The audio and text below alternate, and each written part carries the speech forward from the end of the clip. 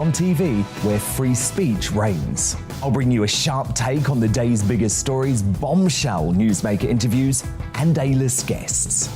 And I guarantee you, no spin, no bias, no censorship, and no reason to go to bed. That's Dan Wootton Tonight, Monday to Thursdays from 9 on GB News.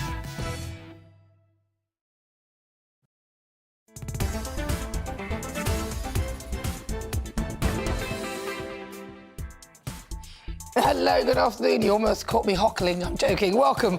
This is GB News on TV, online and on digital radio. I'm Nana Akua. And for the next 2 hours, me and my panel will be taking on some of those big topics that are hitting the headlines right now. This show is all about opinion. It's mine, it's theirs, and of course it's yours. We'll be debating, discussing, and at times we will disagree, but no one will be cancelled. So joining me today is broadcaster and columnist Lizzie Cundy, and also comedian Leo Curse. Before we get started, let's get your latest news headlines.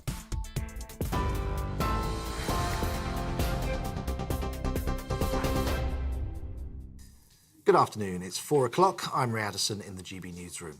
Travel disruption continues on mainline trains today due to a nationwide strike by union members from 18 train companies. Only 20% of the UK rail network is running, with some parts of the country left with no service at all. Some routes will also be affected on Sunday due to the aftermath of today's strike action. Yesterday saw little to no services running on the London Underground, whilst most buses across West and South West London were cancelled. P&O Ferries will not face criminal proceedings over its firing of hundreds of workers earlier this year. The firm sparked a backlash after it sacked almost 800 staff without notice in March, replacing them with agency workers. Business Secretary Kwasi Kwarteng asked the Insolvency Service to carry out an urgent inquiry into whether the law had been broken. A civil investigation is still ongoing. Dockers are due to strike at the port of Felixstowe, the UK's largest container shipping port, tomorrow. The industrial action is over workers' pay and will last 8 days. The Felixstowe Dock and Railway Company has offered workers a £500 lump sum on top of a 7% pay rise, but members of the Unite union rejected the offer. Robert Morton is Unite's national officer. He says the offer doesn't match the rising cost of living. The RPI is running now at 12.3%. If you accept 7%, then your standard of living goes down by 5.3%. And as for the £500, it's an insult because if you do your maths and you take away the national insurance increase that the government have foisted upon us and also the income tax, you end up roughly with just over £300. The United Nations Secretary-General says the international community should work together to export both Russian and Ukrainian food and fertilizers to global markets. Antonio Guterres says an agreement was reached last month for both countries' products, which aren't subject to sanctions, to be exported. He says open access to the markets is crucial to calm commodity markets and lower prices for consumers. Former Levelling Up Minister Michael Gove has endorsed Rishi Sunak to become next Prime Minister. Writing in The Times, he accused Foreign Secretary Liz Truss of taking a holiday from reality over her plans to cut taxes to ease the rising cost of living. The former Cabinet Minister also said he won't be returning to frontline politics. Well, the former Chancellor Rishi Sunak says he would ban new smart motorways to end what he calls a war on motorists. He describes them as unsafe and plans to stop them being made while improving existing roads. Mr Sunak's also promising to prevent rogue parking fines and review low-traffic neighbourhoods over concerns that they're causing access problems for emergency vehicles. A 23-year-old man has been charged with the abduction and sexual assault of a 6-year-old girl in Greater Manchester. Lewis Jones has been charged with 2 counts of sexual assault and 1 count of abduction. He's been remanded in custody and will appear at Manchester and Salford Magistrates Court later today. The victim has been reunited with her family. Nurses will wear new smart glasses to maximise the time they spend with patients during home visits as part of a new trial. The augmented reality-style goggles will transcribe apartments directly to electronic records to reduce the amount of time spent on admin and allow more for clinical tasks. They'll be trialled at the Northern Lincolnshire and Goole NHS Foundation Trust from next week. This is GB News. We'll bring you more as it happens. Now let's get back to Nana.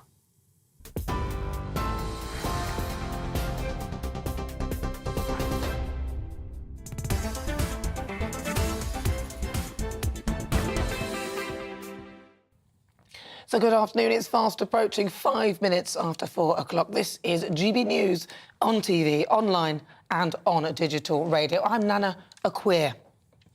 Now, this week, Nicola Sturgeon was at it again, whipping up hatred against the English and the Tory party. My mother, she can't stand her. I just can't stand that woman. Break up the union, break up the union. Literally every single sentence Nicola Sturgeon utters can be decoded as break up the union. She simply has nothing else to say. On Tuesday, the candidates and Conservative Party members were met with a baying mob at the leadership hustings in Perth in what could be described as almost racist-like rabid behaviour, hurling abuse at those who dared to attend.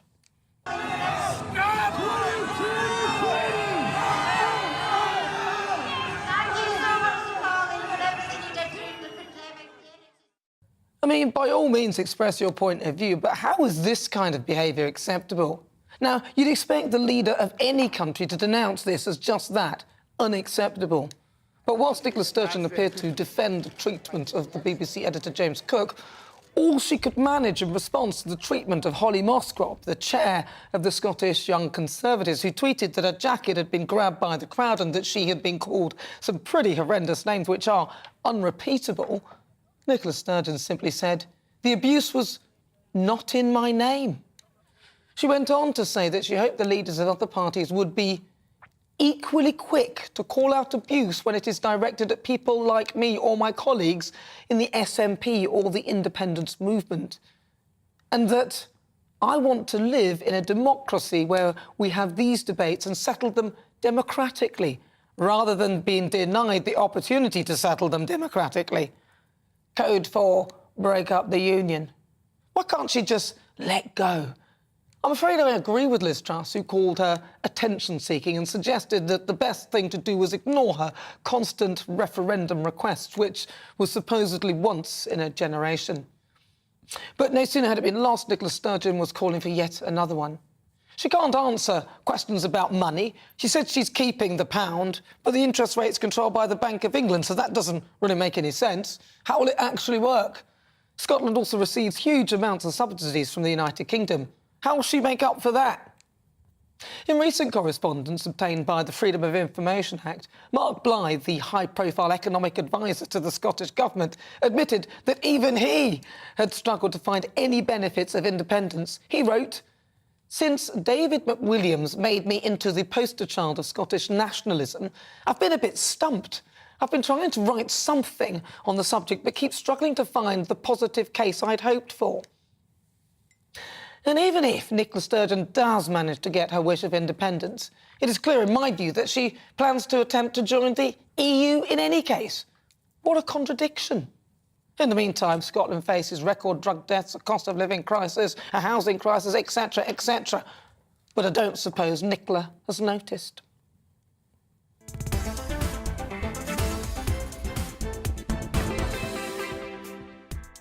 So before we get stuck into the debate, here's what else is coming up today. Now, at 5 o'clock in my difficult conversations, I'll be speaking about alcoholism. Alex Best will be joining me in the studio. She was married to footballing legend George Best, who struggled with his addiction to alcohol for his whole football career. Alex, who was married to George for almost a decade, said that he was on a mission to self-destruct. I'll be talking to her about what life was like living with George Best. And for the Great British Debate this hour, I'm asking, do you trust the NHS with your money? The NHS is often considered to be the bedrock of British society, with its main role to ensure everyone has equal access to healthcare. But it's been revealed that the NHS has wasted over £1 million on a so-called woke staff groups, Meanwhile, the NHS is on the brink of disaster with patient waiting times at an all-time high and people being urged to avoid A&E. Critics have dubbed the health system totally broken. Then at 5:40, at 4:50 even, it's time for the royal roundup. Harry and Meghan. I've almost finished reading Revenge. It took me a while, but I sort of got stuck in the middle, but it's so good. Harry and Meghan are renewing their wedding vows and plan to come to the UK with no plans on visiting any other royals. And why are people so upset that Prince Edward's daughter, Lady Louise Windsor, has a job in a garden centre? Angela Levin will be giving us the lowdown. That and loads more on the way. Tell me what you think on everything we're discussing. You can email gbviews@gbnews.uk or tweet me at gbnews.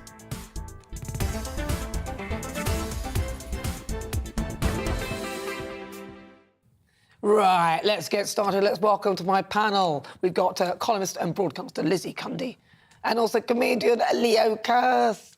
Right, so I've got to start with Leo. See, I'm turning to the side. There you go. I'm starting with Leo. Yeah. Because, you know, she's your favourite Sturgeon, isn't she? Well, she's not Sturgeon, my your little favourite friend. We may share an accent, but that's about as far as it goes. No, it's disgusting. And what she's doing, what we're seeing in Scotland with this really visceral, sort of bitter mob shouting abuse, even assaulting people. You know, Holly Mosscrop was assaulted. She had her clothes grabbed, and not in a fun Beatlemania way. This was in an aggressive, nasty way. What we're seeing is the outcome of all nationalist movements. I mean, if you look at Hitler's Nazi Party or the BNP, they all dehumanise the opposition and they foment this visceral hatred and legitimise this mob rule and this rage. It's disgusting to see it in Scotland. Well, it is a bit of a disappointment as well, because I thought we had rules against hate speech, so I thought that would actually almost be seen as illegal. I mean, they were saying things like scum, and then there were other words which are unrepeatable on TV, you know, frankly. I mean, Lizzie? Well, I've always thought she's an irritant. I agree with Liz Truss, she's an attention seeker. But you know what, most of all, she's irresponsible and dangerous. Because, as you said, she's inciting, anger, and she's feeding the mob's growing rage. She's feeding it. And don't forget, we've had 2 British MPs that have been murdered. And, you know, it just takes one person, this fanatical, that's what they are, to do something like that. And she needs to stand up. She, as a leader, any leader should stand up and absolutely be against this sort of behaviour. I thought it was disgusting. Because she didn't act as though she was in support of it. She did come out in support of the BBC editor who just sort of pushed everyone away and just got on with it. But as you said, not with Holly but she doesn't appear to have...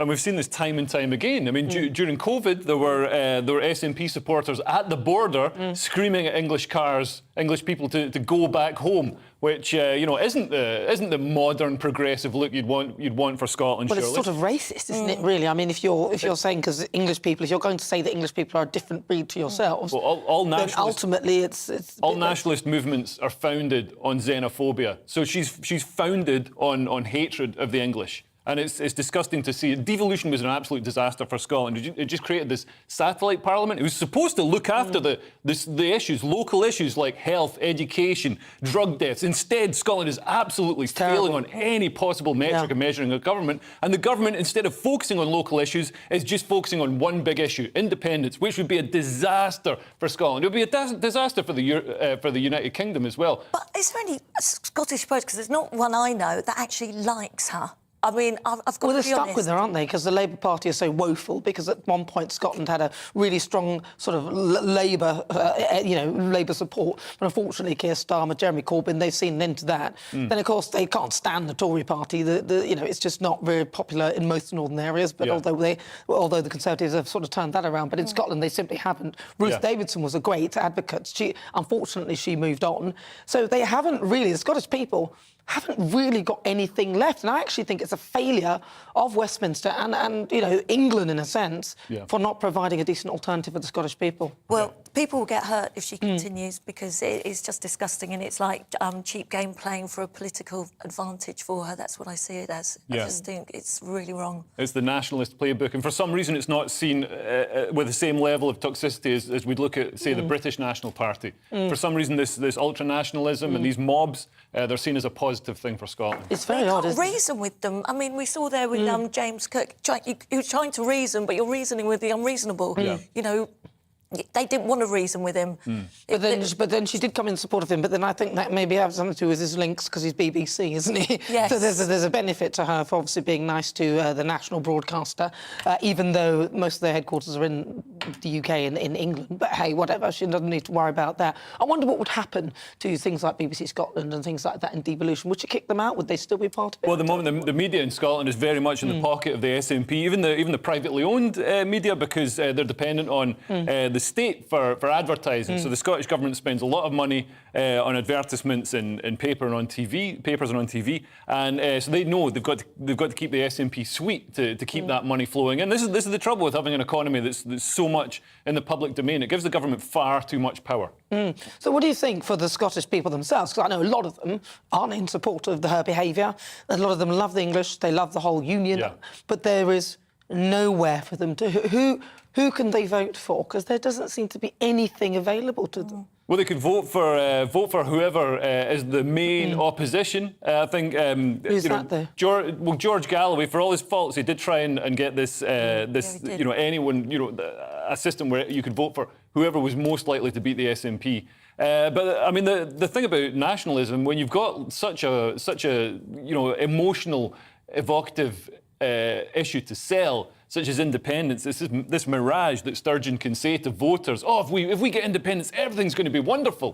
And, it doesn't matter that it wouldn't be wonderful. It's the same as Brexit in many ways. They sold this tantalising idea, oh, we take back control and all the rest of it. In reality, we don't really take back control. We just have another bunch of people making rules and another bunch of, But we wanted that bunch to be accountable, which we thought was a good idea. But, I mean, I think the concept of Brexit is a good idea, but sadly, it's been executed with Neolithic incompetence, frankly.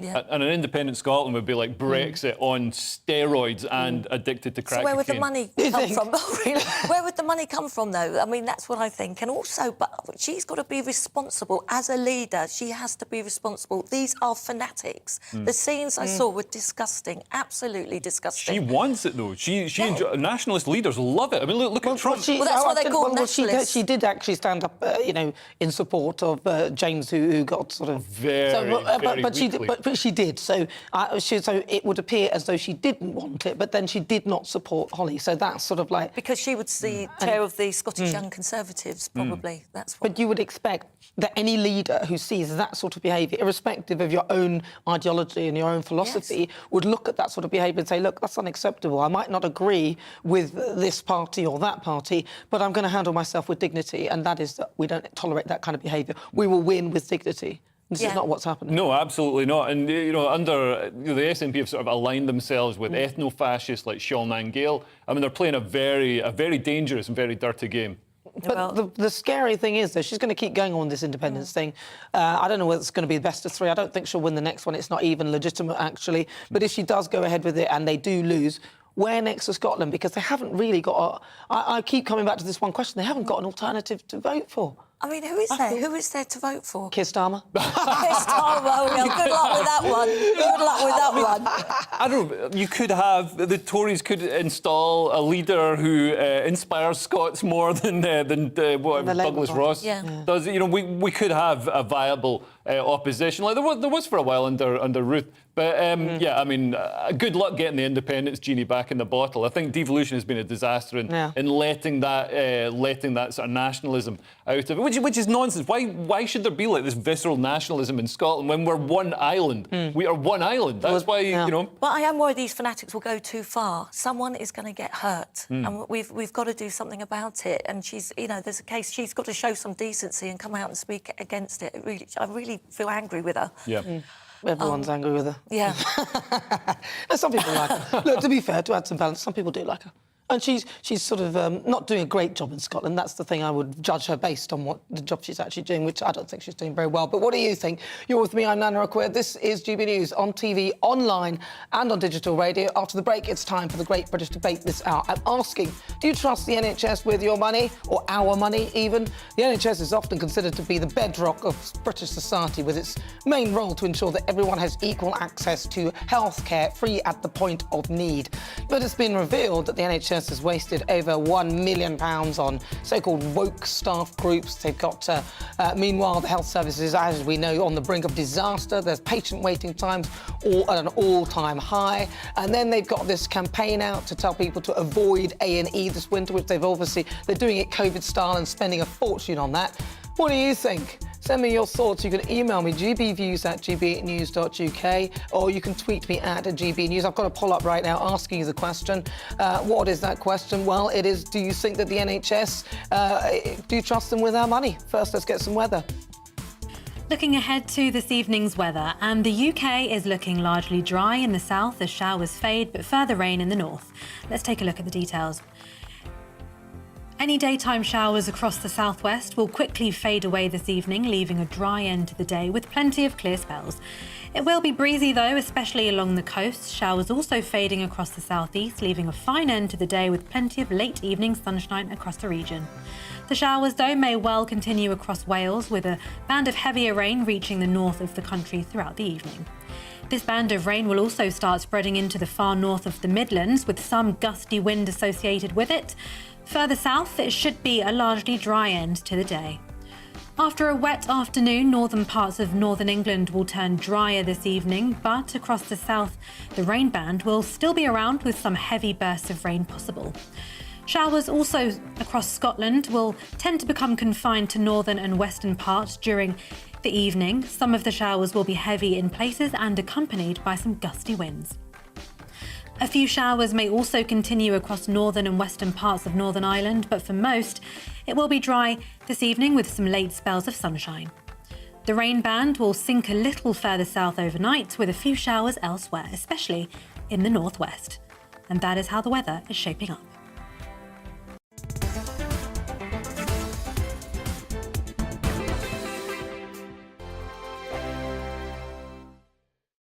Join my show Farage, 7 p.m. till 8 p.m. Monday through Thursday, and there you will get opinion, analysis, debate, and I'll cover stories that nobody else dares to touch. You've been cancelled. Join the club. Oh my goodness me. And then for the last 15 minutes, talking pints. We're over a drink. We have a civilised conversation with someone. We very often disagree, but we do it in a grown-up way. Come and join me on Farage.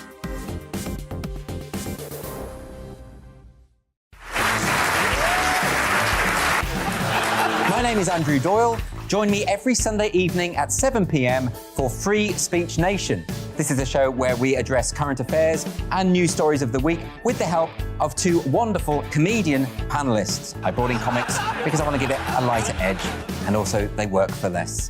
See you there.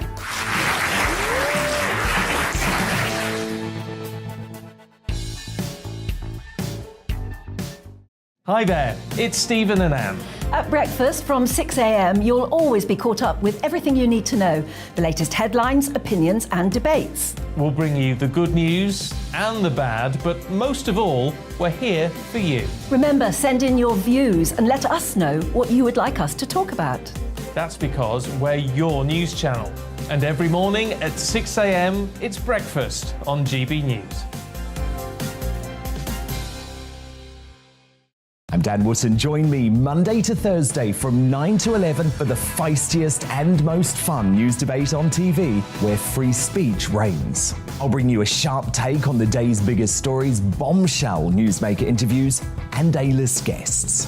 And I guarantee you, no spin, no bias, no censorship, and no reason to go to bed. That's Dan Wootton tonight, Monday to Thursdays from 9 on GB News.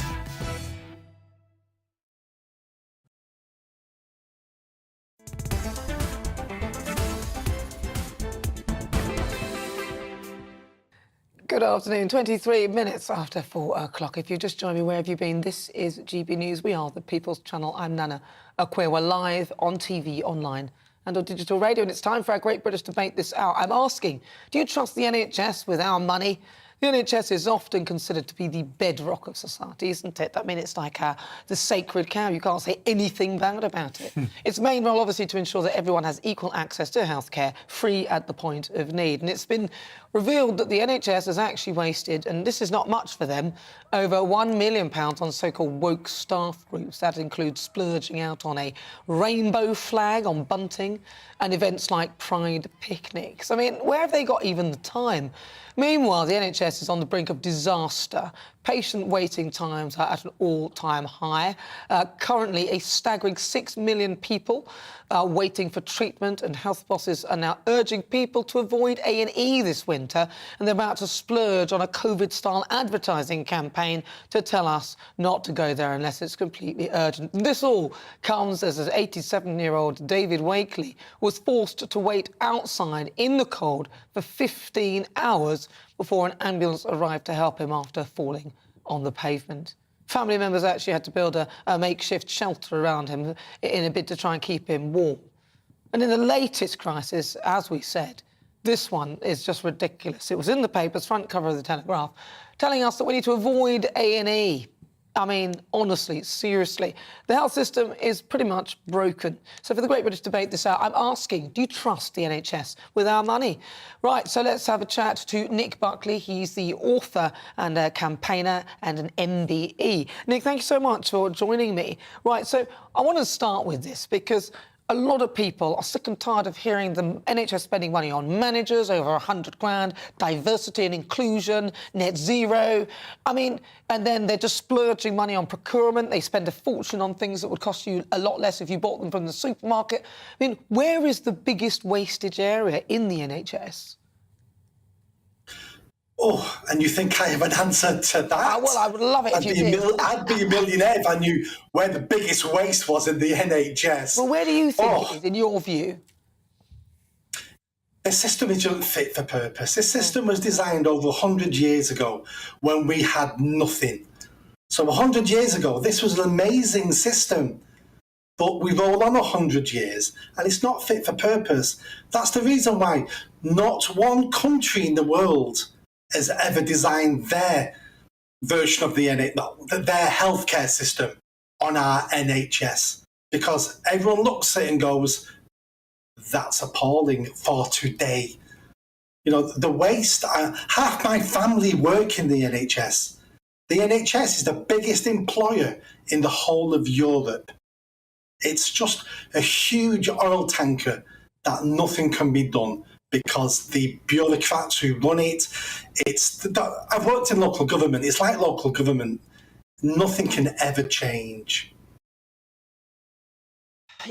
If that is the case, then, I mean, what do we do about it? Because obviously we've got the situation where if you call an ambulance, it is, from what I've seen, on many counts, you are playing Russian roulette, because you might actually be better off putting that person in your car and going to the A&E, but they've told you not to go just in case you're not really seriously ill. I mean, the ambulance service, I mean, take that, for example. You said a lot of your family work within the NHS. I mean, what is your view on the situation with the ambulance service? Why can't we hold anybody to account anymore? If you're running a service, if you're running a business or a shop, and you ran your shop the way the ambulance service is run, somebody would lose their job or you would go bankrupt. But within the NHS, incompetence is never punished. All that happens is you've got a gold-plated excuse, which is, we need more money, so we throw more money at it. And the same incompetent people who are running the incompetent service then use that extra money to run the service just as incompetently. And we hold no one to account. And the thing is, if you try and say, I'd like to speak to the head of such and such trust, or you'd like some sort of accountability for something, a lot of them will actually avoid even talking to us, yet we are paying for this. I mean, I'll give you an example. The NHS ambulance service, they spend £2.3 billion in England and Wales, and we are tolerating this kind of behaviour. Also, remember the time it was centralised as well, so the person speaking to you doesn't really know the area as well, so it's difficult when they're sending ambulance to you. They may not have an idea of the distances. And then at least The other area of waste is procurement of medicine. About 1 billion a year waste on that, and I think that's a very conservative estimate. I mean, if you were to look at that, why do you think that they're wasting so much money on things, for example, paracetamols or other things that can be bought so cheaply elsewhere? Because that's the system. And when you get new managers coming into a system like this, what they learn very quickly is this system was broken when I turned up. Nobody really wants me to fix this system because it'll cause waves. So why should I be the one who sticks my head above the parapet and try to change things when it was already like this when I turned up and nobody above me wants me to do it? So why should I? And as you speak, as nobody above you, they've got loads of flaming managers. But with all of that, they've still got record waiting lists. I mean, what do you know in regard to those? Because, I mean, it's just incomprehensible. It is. It goes back to my first point. It's not fit for purpose in the 21st century. The only thing that can solve this would be a strong government. And we've not had one of them in decades. Every government now goes, oh, the NHS, it's a right mess. What can we do? We can do these things that will change it for the better over a long period of time. But in the short term, we're going to get criticised. Oh, I don't want to do that then. What can we do in the short term that makes us look good? Throw an extra 10 billion at it. Oh, let's do that then. And that's always the answer. And when you're talking about that story, that came out yesterday about the waste, I read that story. Let me give one or two more points from that story to put this into context. So the story says that staff involved with this woke nonsense spend 36,000 hours on this. I've done a quick calculation. That's 20 full-time staff a year wasting on this. We're looking at sacking at the moment a woke czar manager at the NHS who's on nearly £250,000, more than the chief exec of the same trust. It just goes on and on. We've got King's College Trust who have funded a booklet that tells trans people to help fund your procedure, be a prostitute. What? That's what this booklet says. They call it sex worker. Never. That's a prostitute. Seriously? Yeah, Well, King's College and NHS Trust have funded a booklet that tells them be a prostitute to raise money to help your surgery. Well, we'll have to find out about that and get a right reply on that, because I think that if they genuinely said that would be interesting. But I think we'll have a look at that and see. I will email you the link. I'll email you the link of the story. Email me the link. We'll have a look at that, because if that is the case, that is incredible. I mean, it is just incomprehensible that we continue to fund this thing. And I'm wondering, because they say, we spend more money in this country per head than any other country. But the point is we need to work out the percentage of waste per head as well with all that money. Well, listen, Nick, I could talk to you about this for ages, and we will be talking about it at length here in the studio. But would you say, very briefly, we've got about 20 seconds, would you say that a lot of this is down to the short-term nature of our politics, because people only do what they need to do for the short time they're in power? That's the issue with all our social problems, short-termism by politicians. And finally, on the NHS, my advice to them is, I want you to look after my body, not my morality. Thank you so much, Nick Buckley. Very good to talk to you. That's Nick Buckley, MBE, author and a campaigner. Well, you're with me. I'm Nana Akua. This is GB News. We're live on TV, online and on digital radio. We are the People's Channel. After the break, we will continue with the Great British Debate this hour. And I'm asking, do you trust the NHS with your money? You'll hear the thoughts of my panel, broadcaster and columnist Lizzie Cundy, and also comedian Leo Kurth. And don't forget, at 5 o'clock, Difficult Conversations. Today, I'll be joined by Alex Best. We'll be discussing living with an alcoholic, footballing legend George Best. He struggled with addiction to alcohol for his whole football career and sadly passed away from it in 2005. Or was it the alcohol that actually killed him?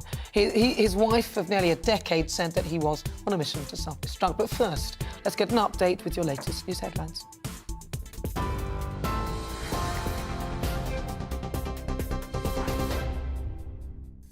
Almost exactly 4:33, I'm Ray Addison in the GB newsroom. Travel disruption continues on mainline trains today due to a nationwide strike by union members from 18 train companies.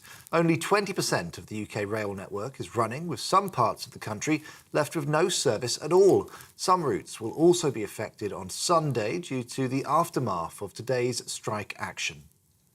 P&O Ferries will not face criminal proceedings over its firing of hundreds of workers earlier this year. The firm sparked a backlash after it sacked almost 800 staff without notice in March, replacing them with agency workers. Business Secretary Kwasi Kwarteng asked the Insolvency Service to carry out an urgent inquiry into whether the law had been broken. The United Nations Secretary-General says the international community should work together to export both Russian and Ukrainian food and fertilizers to global markets. Antonio Guterres says an agreement was reached last month for both countries' products, which aren't subject to sanctions, to be exported. He says open access to the markets is crucial for lowering prices for consumers. Former Levelling Up Minister Michael Gove has endorsed Rishi Sunak to become the next Prime Minister. Writing in The Times, he accused Foreign Secretary Liz Truss of taking a holiday from reality over her plans to cut taxes to ease the rising cost of living. The former Cabinet Minister also said he won't be returning to frontline politics. A 23-year-old man has been charged with the abduction and sexual assault of a 6-year-old girl in Greater Manchester. Lewis Jones has been remanded in custody and will appear at Manchester and Salford Magistrates Court today. The victim was reunited with her family. On TV, online and on DAB+ radio, this is GB News. Back to Nana in just a moment.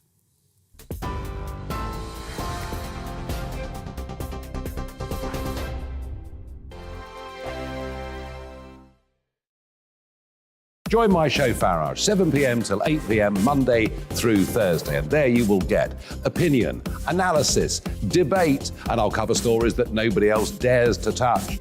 You've been cancelled. Join the club. Oh, my goodness me. And then for the last 15 minutes, talking pints. Over a drink, we have a civilised conversation with someone. We very often disagree, but we do it in a grown-up way. Come and join me on Farage.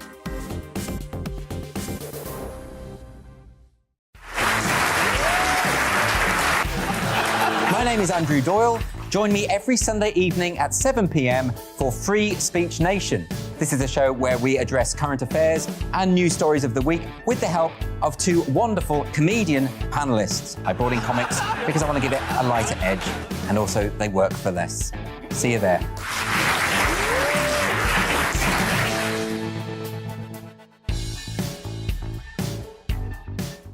Hi there, it's Stephen and Anne.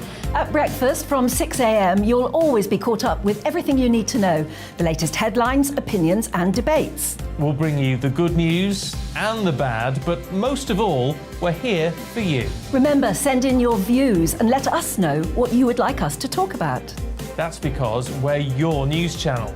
And every morning at 6 a.m, it's breakfast on GB News. I'm Dan Wootton. Join me Monday to Thursday from 9 to 11 for the feistiest and most fun news debate on TV, where free speech reigns. I'll bring you a sharp take on the day's biggest stories, bombshell newsmaker interviews, and A-list guests. And I guarantee you, no spin, no bias, no censorship, and no reason to go to bed. That's Dan Wootton tonight, Monday to Thursdays from 9 on GB News.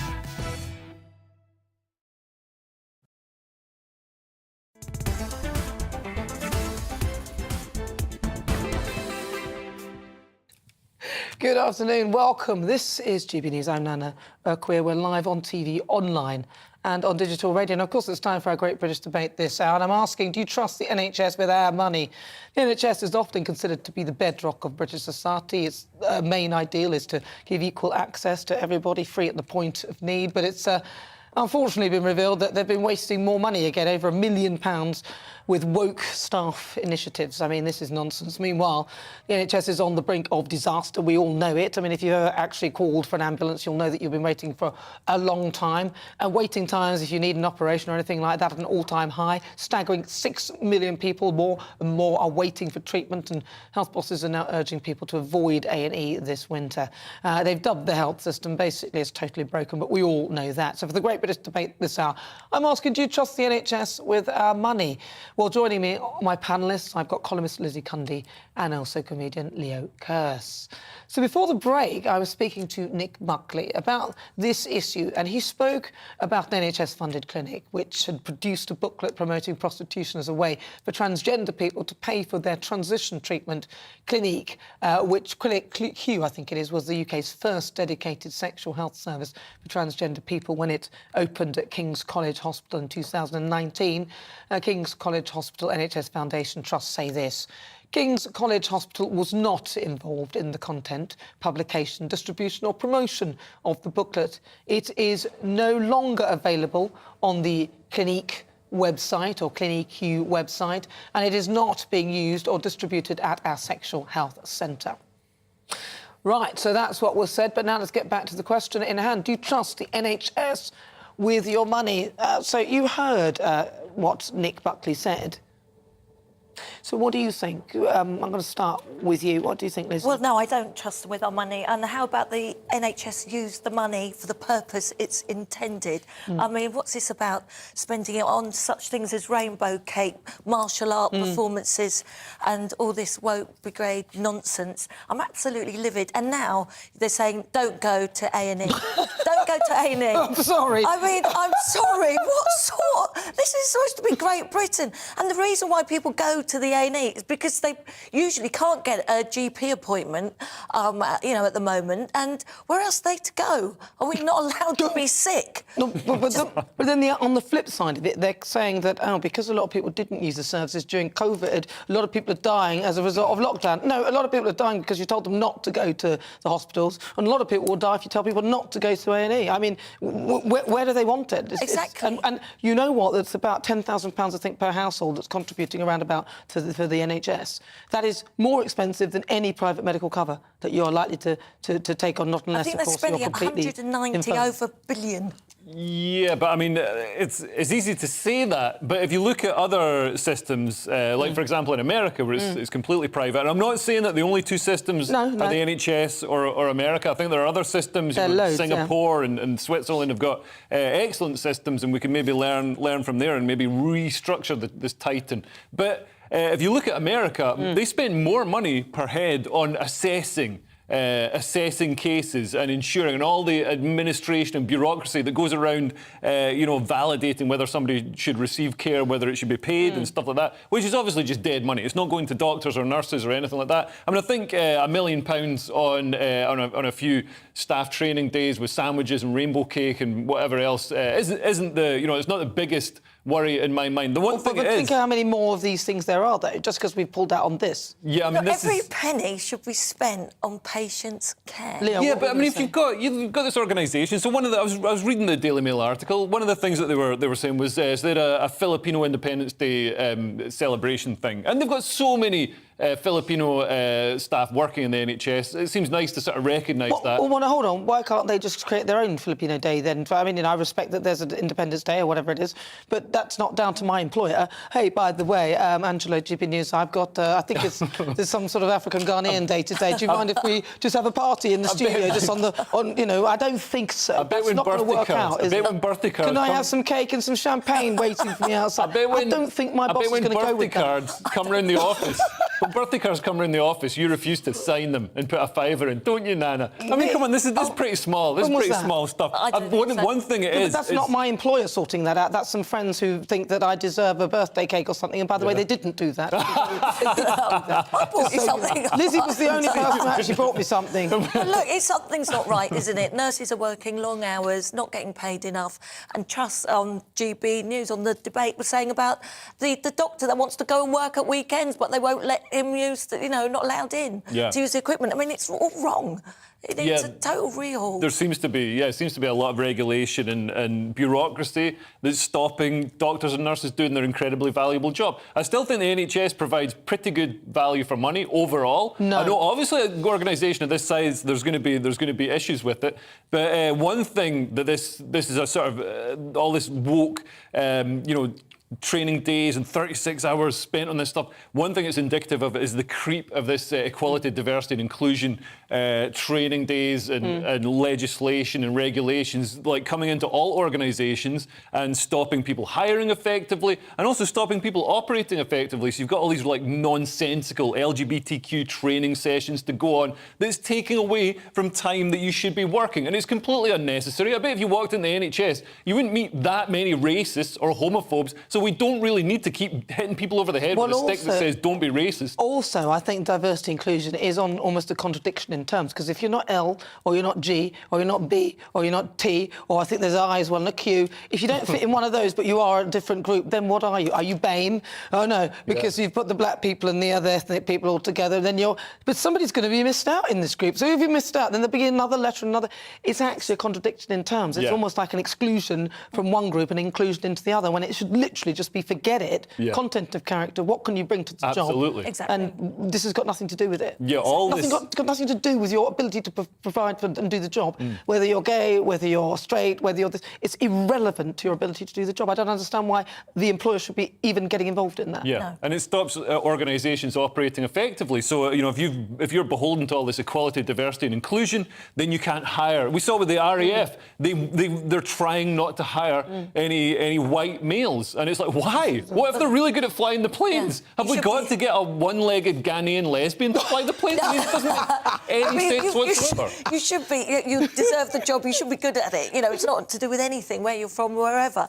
But what worries me is the amount of money that is spent on the managers and the National Health. That's true. That is an issue. And it should be on the health, and it's on the managers, which is totally wrong. It's an issue. I just want to come very briefly back to your point about the American system and how much money is spent and everything.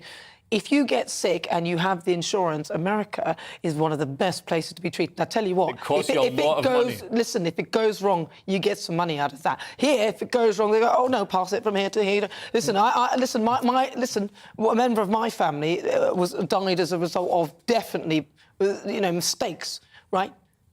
That's it. Everyone's covering up for everyone. I mean, it wasn't pretty, and this has happened to me and my family. Well, listen, I've got to find out what other people think, because this show is nothing without you and your views. Let's welcome our Great British Voice, your opportunity to be on the show. Tell us what you really think about what we're discussing. Where should we go?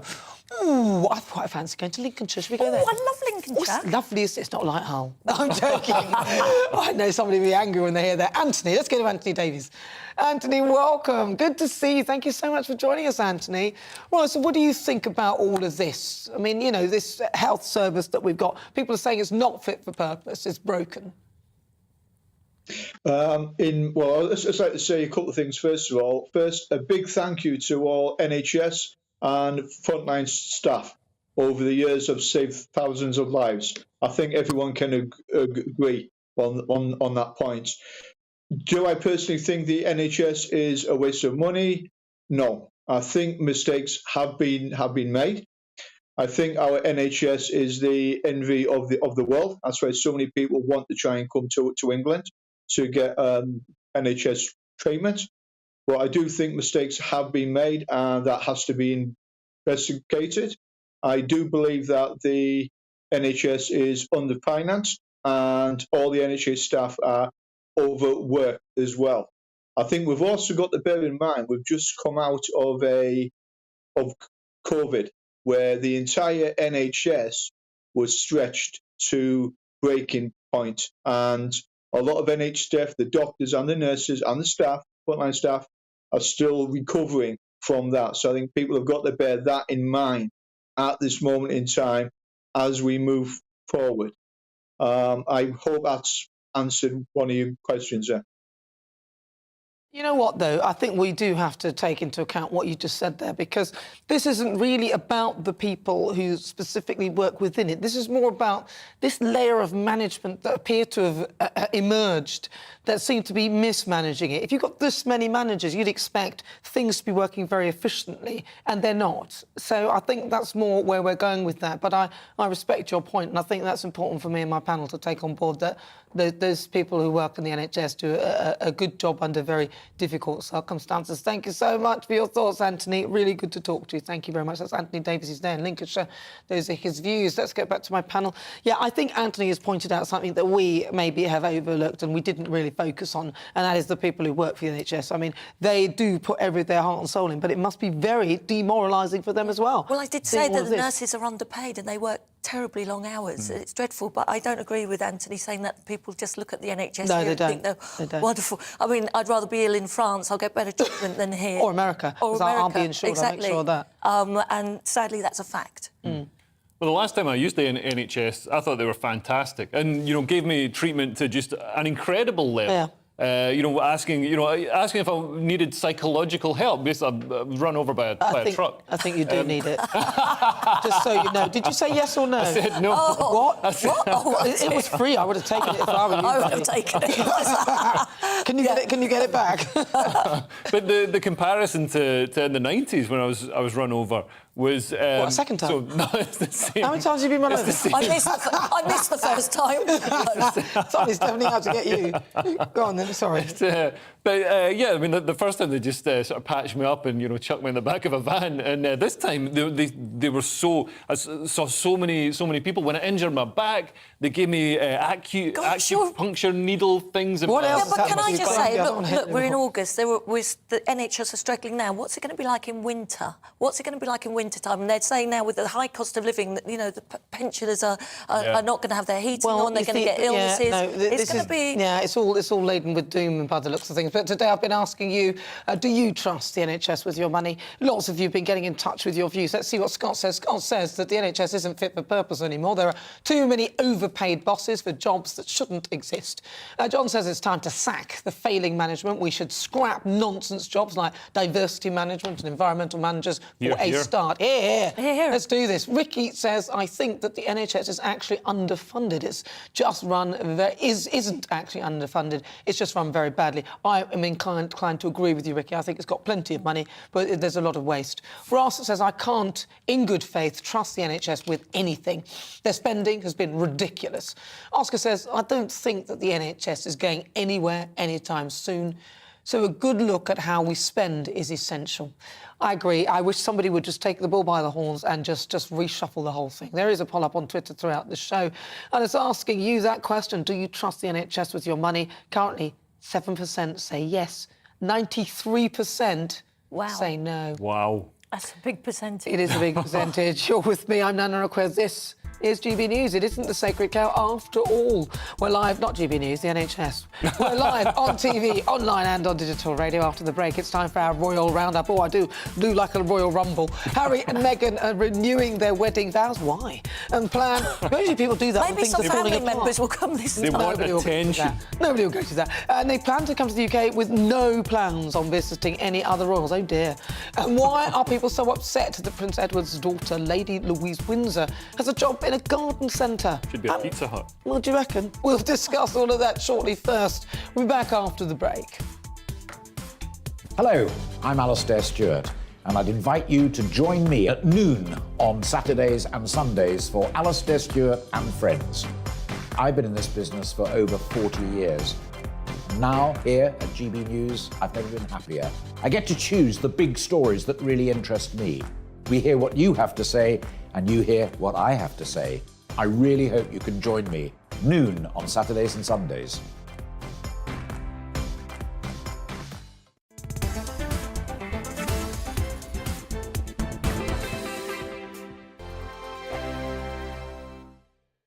Join my show Farage, 7 p.m. till 8 p.m. Monday through Thursday, and there you will get opinion, analysis, debate, and I'll cover stories that nobody else dares to touch.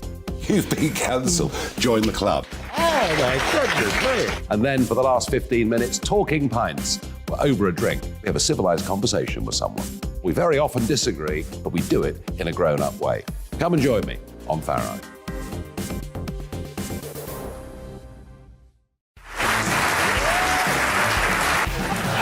My name is Andrew Doyle. Join me every Sunday evening at 7 p.m. for Free Speech Nation.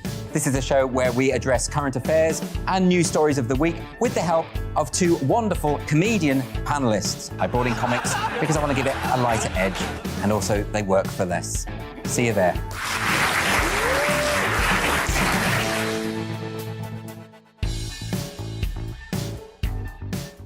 Hi there, it's Stephen and Anne.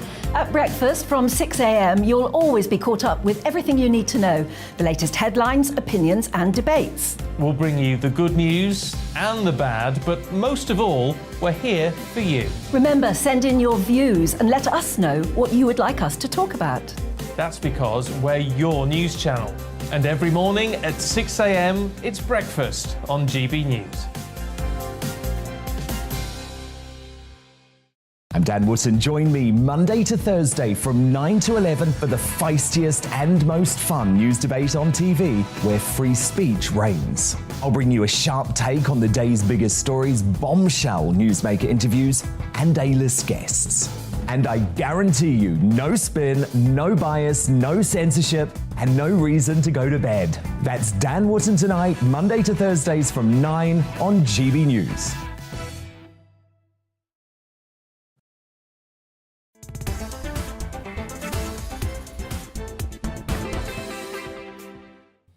Good afternoon. If you've just joined me, where on earth have you been? This is GB News. We are the People's Channel. I'm Nana Akua. We're live on TV, online and on digital radio. Now it is time for our royal roundup, because there's always something going on in the royal household. And this week has been no different from any other. So every Saturday, I love to give you a bit of a rundown. Today, we're looking at Harry and Meghan. They're renewing their wedding vows. I thought people only did that when it was sort of going a bit wrong. They had an experience and, you know, I thought, but they're doing it already after only these few years. And, of course, Lady Louise Windsor finding work in a garden centre. Well, I'm joined now live in the studio by Angela Levin to give us the full rundown. Angela, good to see you. I love that yellow. Love that. I'm going to be wearing that next week. I'm trying to shine a bit. You are shining. You are shining. Now, talk to me about what's going on with Harry and Meghan already renewing their wedding vows. Yeah, so 4 years is not long enough, actually, to do that. My rather nasty view is that they want to show what a real proper wedding is going to be like. They said they want something very American, and it was, their wedding was rather American. And it was also because Harry loves America so much that they wanted to redo it. In other words, I think if you read between the lines, it's blow you up in the UK. Never mind you spent £32 million on our wedding. And blow you, the royal family. We're going to do it our way. We want to do everything our way, and this is one of the things that are most important. I thought it was a bit unkind. I think really they're not necessarily doing it for themselves, but they're doing it for Netflix. I was going to say, because that's the only reason they're doing it. That will make a very good documentary or addition to what they're doing. And then you think, well, couldn't you have thought something original, something more interesting? We don't really want to see the whole thing again. So what are they doing? Are they literally redoing the wedding, the whole thing? They're having a wedding 100% what they want, you see. I wonder how many of the family they will invite. I wonder how many there'll be show business people they don't know who will come. I wonder who will go, to be honest with you. I mean, they might invite them, but I don't think, I can't see the Obamas going. I don't think she's still friends with the what's the name, the Serena Williams, or whichever one it was that she's friends with. Serena is. She made an announcement a couple of days ago that their friendship is as it always has been. So they're not quite sure what that means, but no, I think they are still friends. But I think you're right. I feel a lot of people wouldn't want to, because in America at the moment they feel really sorry for how they've treated the Queen. I'm getting loads and loads of letters telling me this, saying that, you know, we can't stand it because, you know, why is she being so hurtful to the Queen at 96? And I think that is really penetrating into the American people, actually. Well, I'm reading Tom Bowers' Revenge. I did it slowly because in my little holiday where I was just chilling out at home. But I've got about 150 pages left. What did you make of that book? I think it's very much a Tom's book. Some of the things, too many of people not giving their names, so you didn't really know how much was exaggeration, how much is true. But it's a real sort of hot number, isn't it? It's all about Meghan and how she climbed the ropes to get to where she is, and my goodness, she's done very well. Now, there's a little thing about Harry and Meghan. They're returning to the UK for the Young One World Summit. Yeah, they've got 3 reasons why they're coming. They call it charities they really care for. This is also a sort of mock royal visit. Yeah. I don't know who's going to be the cure people, because they're not doing it on behalf of the palace. So I'm sure they won't provide, which they normally would. Quite interesting. So they're doing that one, which is 190 young people from all over the world. And Meghan was one of those once. And so they're going to do that. They're going to do something about the well child. And Harry cried when he was patron of that in 2019, because he knew that Meghan was pregnant and nobody else did, and he just burst into tears. So they've had him back when he'd probably be a bit more strong. And then they're going quickly to Germany because it's a year before the next Invictus Games. And all those, to me, sound very much like it's Netflix will be following them. Netflix will be following. And finally, I thought this was a nice little touch. What about Lady Louise Windsor? I thought that's quite sweet. She's working in the garden centre. She's worked in the garden centre, yes, for £6.80 an hour. And I think that a day, I mean, I think that's jolly good. £6.50 a day, not an hour. Is it? I think it must be an hour. Yeah, you were right the first time. £6.50 an hour. And she's given people plants, given them a bit of advice, been on the cash register, and everyone who spoke to the press about that said she's absolutely charming.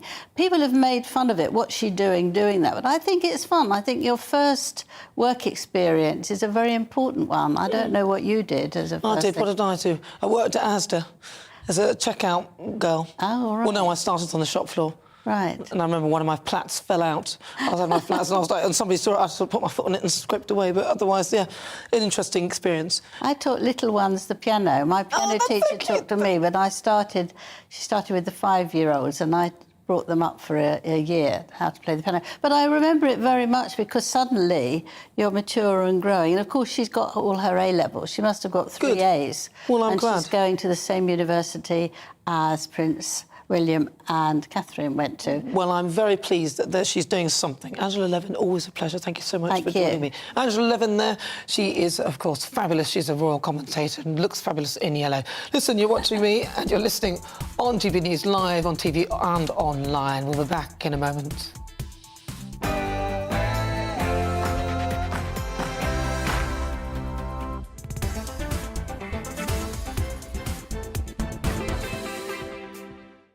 Good afternoon. It's just gone 5 o'clock. We are live here on GB News. Now, for the next hour, me and my panel will be taking on some of those big topics hitting the headlines. But first, let's get your latest news headlines.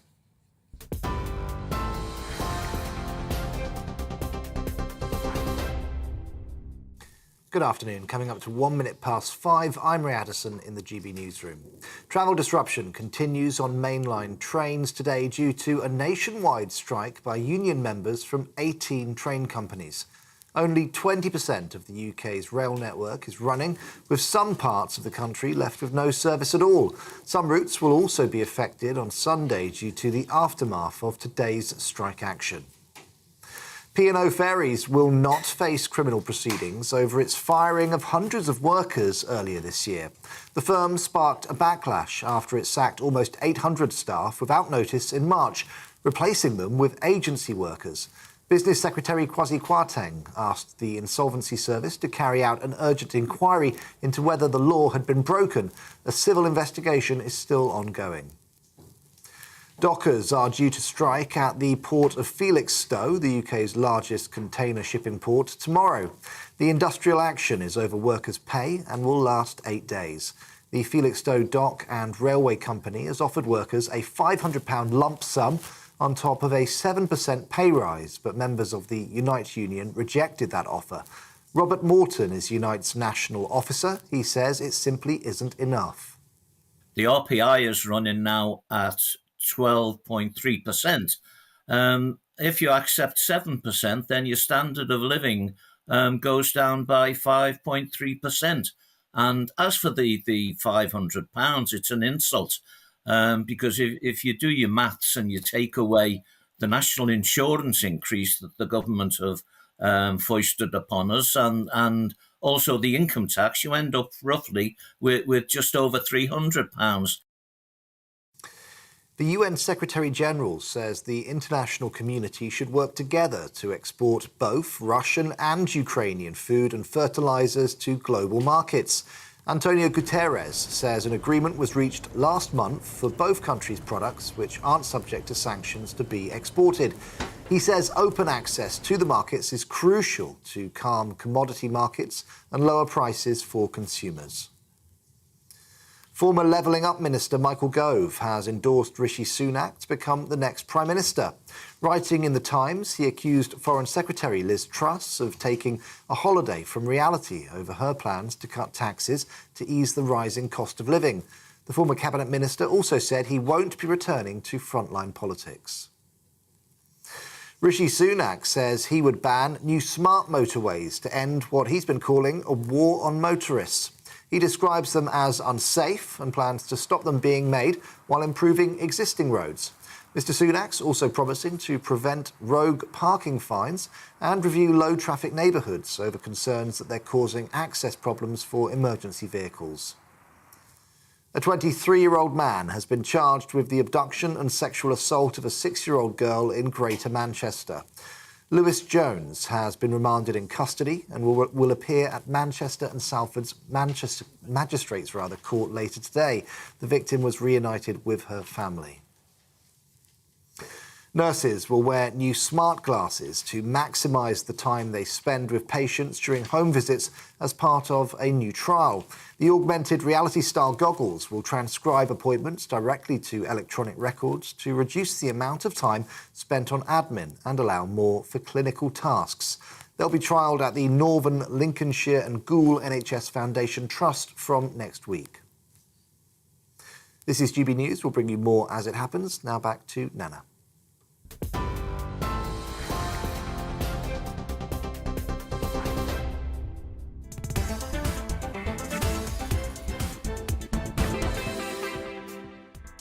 Good afternoon. It's just coming up to 5 minutes after 5 o'clock. If you've just joined us, welcome. I'm Nana Akua. This is GB News. We're live on TV, online and on digital radio. Now, for the next hour, me and my panel will be taking on some of the big topics that are hitting the headlines right now. This show is all about opinion. It's mine, it's theirs, and of course it's yours. We'll be debating, discussing, and at times we will disagree, but no one will be cancelled. Joining me today, it's broadcaster and columnist Lizzie Cundy and also comedian Leo Kearse. Still to come in just a moment. It's time for Difficult Conversations, and today I'm joined by Alex Best live in the studio. We'll be discussing living with George Best, the footballing legend who struggled with his addiction to alcohol for his whole football career. Now, he sadly passed away from his addiction in 2005, but was it actually the alcohol that killed him? His wife of nearly a decade said that he was on a mission to self-destruct. And in the Great British Debate this hour, I'm asking, are league tables the best way to fight crime? Now, in last night's hustings, hosted by GB News in Manchester, what a fabulous job it was as well. The two Tory leadership candidates clashed on how they planned on tackling crime. Frontrunner Liz Truss wants a comparative policy league table. See, what I would do is have league tables that compare police forces and how they are performing so they can really be held to account by the public. Now, while some have praised the plan, critics have said that league tables will be a disaster, which could lead to misreporting of crimes, poor practice, and ultimately fails the public. So what do you think? We'll be discussing that very shortly. You can email gbviews@gbnews.uk, or why not send me that tweet at gbnews.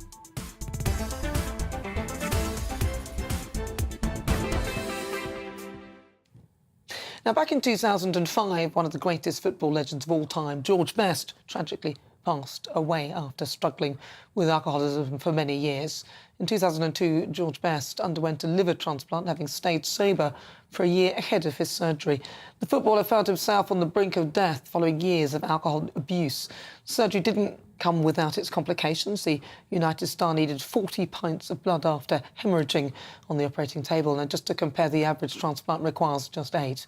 But the decision to perform life-saving surgery on him was marred in controversy, as just around a year later he turned to the bottle once again, calling into question whether someone else was more deserving of a new liver. Now, at the time, his wife of nearly a decade, Alex Best, said that he was on a mission to self-destruct. He died just 2 years later, having succumbed to his inner demons.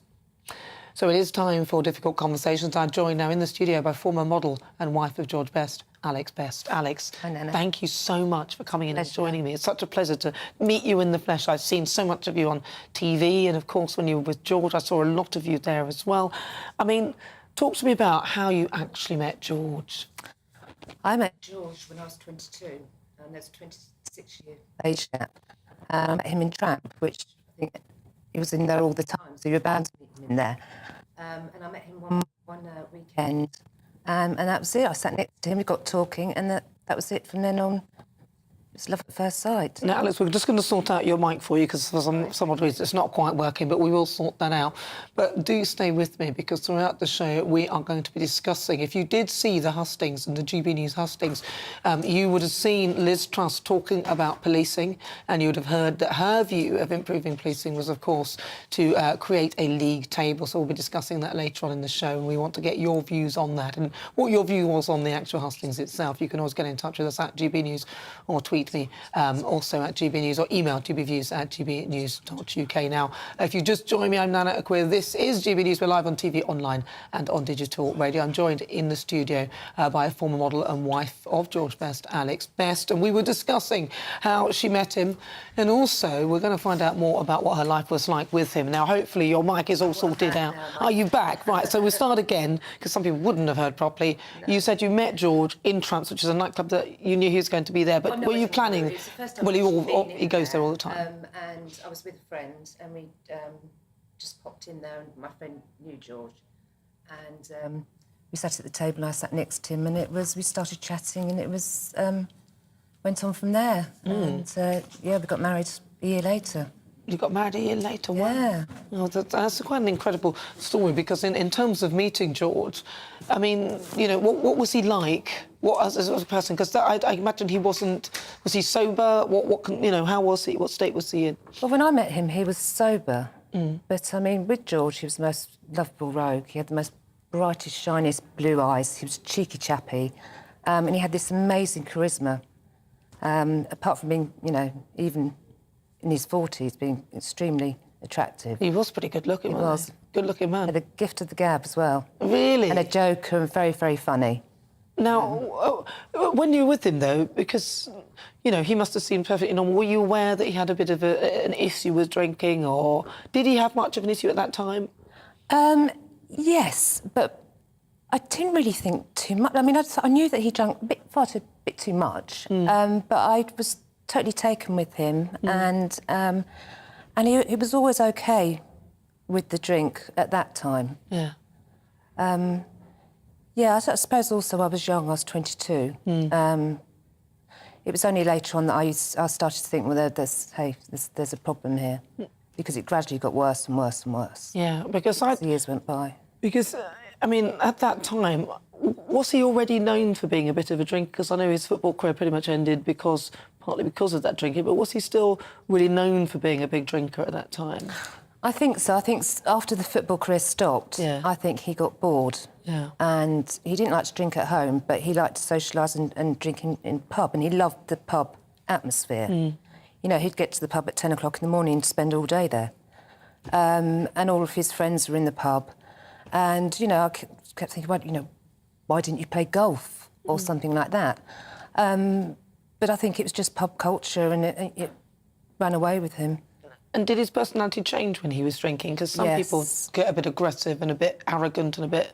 What was he like after he'd had a few drinks? You said he was a lovable romp. It all depended what kind of mood. Sometimes he'd, excuse me, sometimes he'd be really, really happy and joking, you know, the soul of the party. But other times he did turn, and there's a very, very dark side to him. So you never knew really what kind of George you were going to get. I mean, even if he hadn't had a drink and he woke up in the morning, he'd have these funny things, like he'd flick his hair back, and then his eyes looked really, really stony. And even though he hadn't had a drink, you knew that was it. He was going to go on a bender.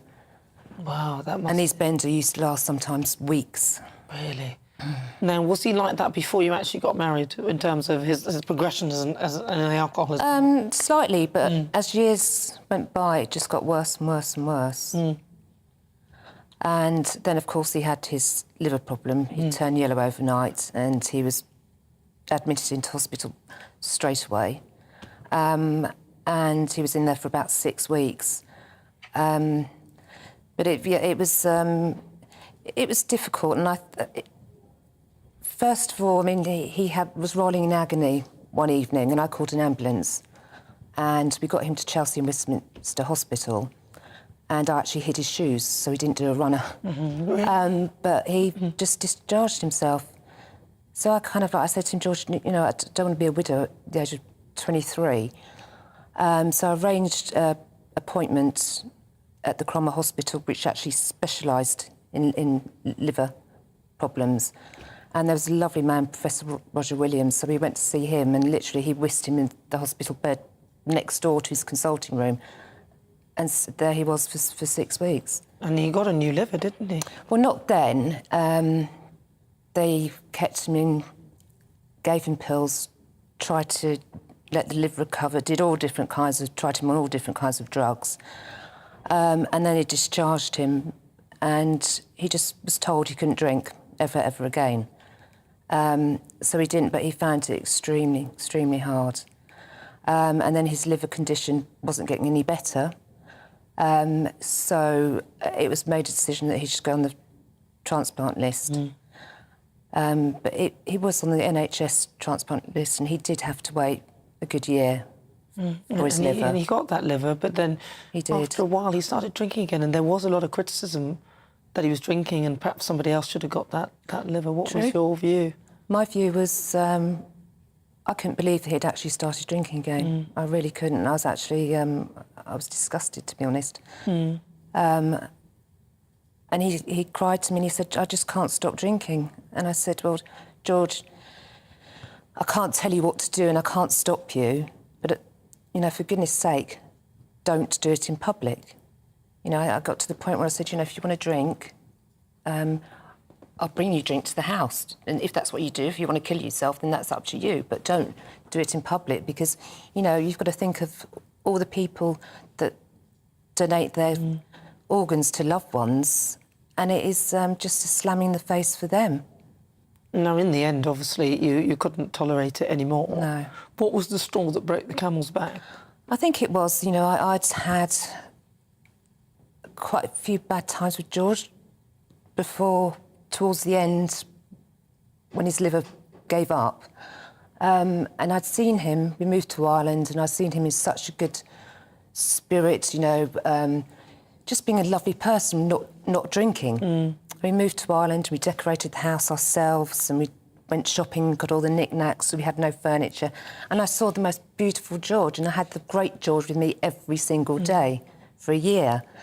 And when he started drinking again, I could see the whole thing happening, and I just thought, I just don't want to go back to how it was before. And if he can't stop drinking with a new liver, then he'll never stop. Yeah, no, it's you know, and obviously alcoholism is a disease. Ultimately, it's an illness, isn't it? It is, and it's very, very sad. You know, alcoholics don't want to be alcoholics. As you said, it is an illness. And of course, it did end badly. I mean, I know he died in 2005. A lot of people think that he died because of drinking too much, but why did he die? Because he wasn't drinking that much at the time, as I understood it. Well, the fundamental issue was, of course, the alcohol. Right. But when he had the liver transplant, you have to take immunosuppressant drugs, which stop your liver from rejecting. And these drugs are really, really serious drugs and they're very, very dangerous. So they have to be taken really, really strictly, you know, in the morning at a certain time, say a few hours before dinner, or if not, a few hours afterwards. And I think the part of the drinking, he was drinking so much and not remembering if he'd taken them at all, or whether he'd taken too many and overdosed on them. And these pills can cause all of your organs to fail, which is unfortunately what happened. I see, so I'm understanding it. So ultimately it kind of suppresses immune system, because I understood he'd gotten an illness or something, or a chest infection or something, and then... When we were in Ireland, we took the dog for a walk on the beach. We got absolutely soaked, as you do in Ireland. Love Ireland, though. Windy and wet, pretty much, but lovely. That's why it's so lovely and green. And he got pneumonia. Yeah. So he was in hospital with pneumonia in Northern Ireland. We went to Cyprus and he picked up a virus, and he was in hospital over in Cyprus for 2 weeks. He phoned me up actually just before he went into hospital, never to come out. And he phoned me up and said, "Oh," he said, "Alex," he said, "I've got a really bad chest infection. It's really, really annoying me. So I'm going into hospital. They want to do a biopsy and see what's going on." And I said, "Well, you know, George, good luck." And after we'd divorced by then, if you need me, if you need any help or want me for anything, just give me a call. And unfortunately, that was in the October, and he died on the 25th of November. Was that the last time you spoke to him? Yeah. Oh, that's really sad. I'm sorry to hear that's that. sad. Because it seemed like he was the love of your life, just looking at the way you guys were together. Do you? I know this is sort of an odd question, because a lot of people, when they lose someone who is the love of their life, they say that that person visits them. Do you get a sense of any of that? Yes, I do. I mean, especially when he died, I felt his presence around me the whole time. But I think, you know, little things. I don't know whether you try and make things seem as though they are because you want them to be close to you, that way, or whether they are. You know, I don't know. And just briefly, Alex, how's life for you then? Now that all of that, you've been through all of that. How are you getting through everything? It's lovely. It's a good place? Yeah, I'm in a really good place. Nice and peaceful. I live in the country. I've got the most beautiful dog, Red Setter, who keeps me on my toes. He's an Irish setter, so obviously can't get rid of the Irish men. But so no, everything's really, really good. I'm, you know, dabbling in property, which I really, really enjoy. So it's great at the moment. Well, Alex, I really appreciate you coming to talk to me. Thank you, Nana. Nice to talk to you. I appreciate that. That's Alex Best.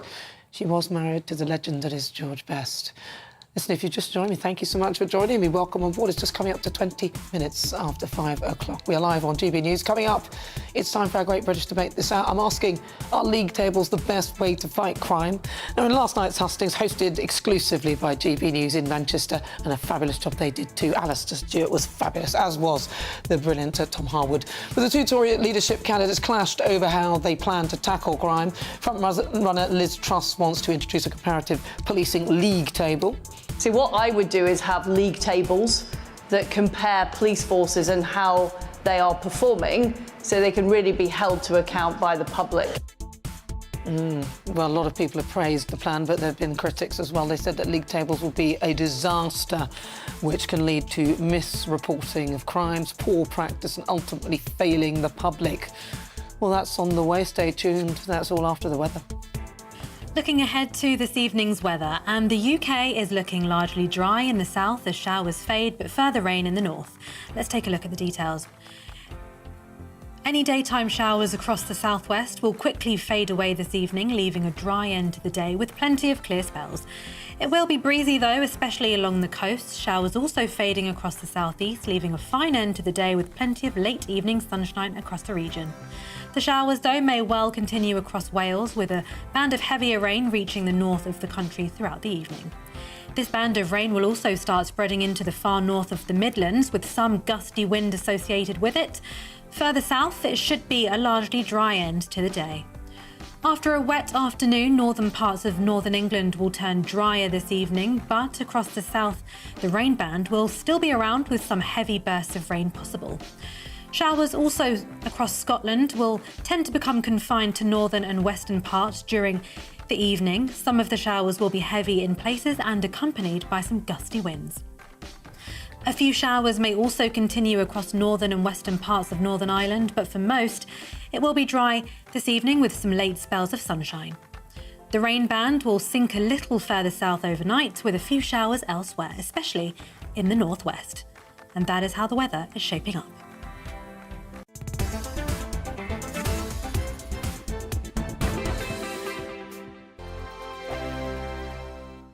Join my show Farage, 7 p.m. till 8 p.m. Monday through Thursday, and there you will get opinion, analysis, debate, and I'll cover stories that nobody else dares to touch.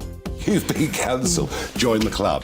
Oh my goodness me! And then for the last 15 minutes, talking pints. We're over a drink. We have a civilised conversation with someone.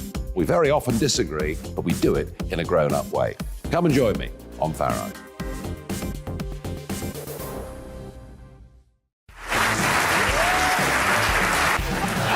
My name is Andrew Doyle. Join me every Sunday evening at 7 p.m. for Free Speech Nation. This is a show where we address current affairs and news stories of the week with the help of two wonderful comedian panellists. I brought in comics because I want to give it a lighter edge, and also they work for less. See you there.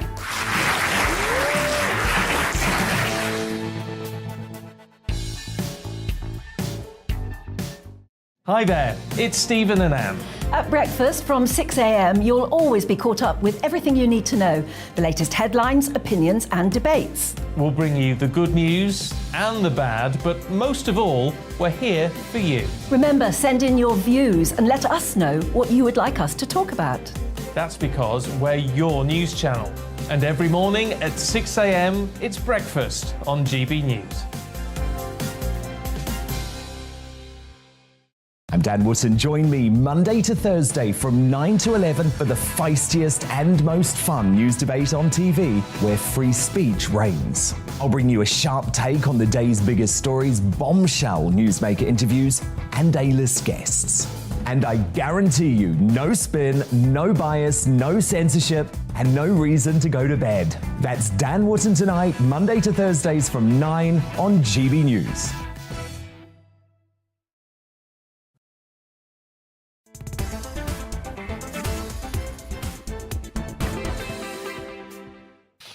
Good afternoon. This is GB News. Welcome on board. It's just fast approaching 25 minutes after 5 o'clock. We're live. I'm Nana Akua. Now, it is time for our Great British Debate this hour. I'm asking, are league tables the best way to fight crime? Now, I don't know whether you watched it, but last night GB News exclusively hosted the hustings in Manchester. And the two Tory leadership candidates, Liz Truss and Rishi Sunak, they clashed on how they plan on tackling crime. We do need to make sure our police are policing the streets rather than policing Twitter and focusing on the right crimes the public are concerned about. See, what I would do is have league tables that compare police forces and how they are performing so they can really be held to account by the public. Stop and search is the thing that we know makes an enormous difference. It's actually the powers that we are trialling in other areas in the country that allow the police to stop and search previously convicted knife criminals. Well, front-runner Liz Truss said that she would have league tables for police and crime commissioners, and highlighting that there wasn't enough transparency on exactly what the police are doing in their fight against crime. But some critics argue league tables and target-driven policies, are a disaster, which lead to misreporting of crimes, poor practice, and ultimately failing the public. So for the Great British Debate this hour, I'm asking, are league tables the best way to fight crime? I'm joined in the studio by former Metropolitan Police Detective Peter Bleksley. Now, Peter, you've served in the Met for some time. You heard what Liz Truss said. I'm going to ask you immediately what your views are. Was she right talking about league tables? Absolutely not. Some of what she said did chime with me, but when it comes to league tables, which of course will be born out of target-driven policing, it's a catastrophe, and it leads sometimes, unfortunately, to very bad practice and people behaving dishonestly in the police. Well, how? She's got a list. She says, you're the best, you're the next one. Why would that potentially lead to dishonesty? OK, let me quote an example, if I may. Say, for example, the Home Office says that burglary is now a priority. Right. OK, so we want certain police forces where it's an issue to drive down the burglary numbers. Some poor, unfortunate person comes home after work and finds that their front door has been damaged because clearly somebody has taken a crowbar to it or maybe a screwdriver to the lock, for example, trying to get into that house.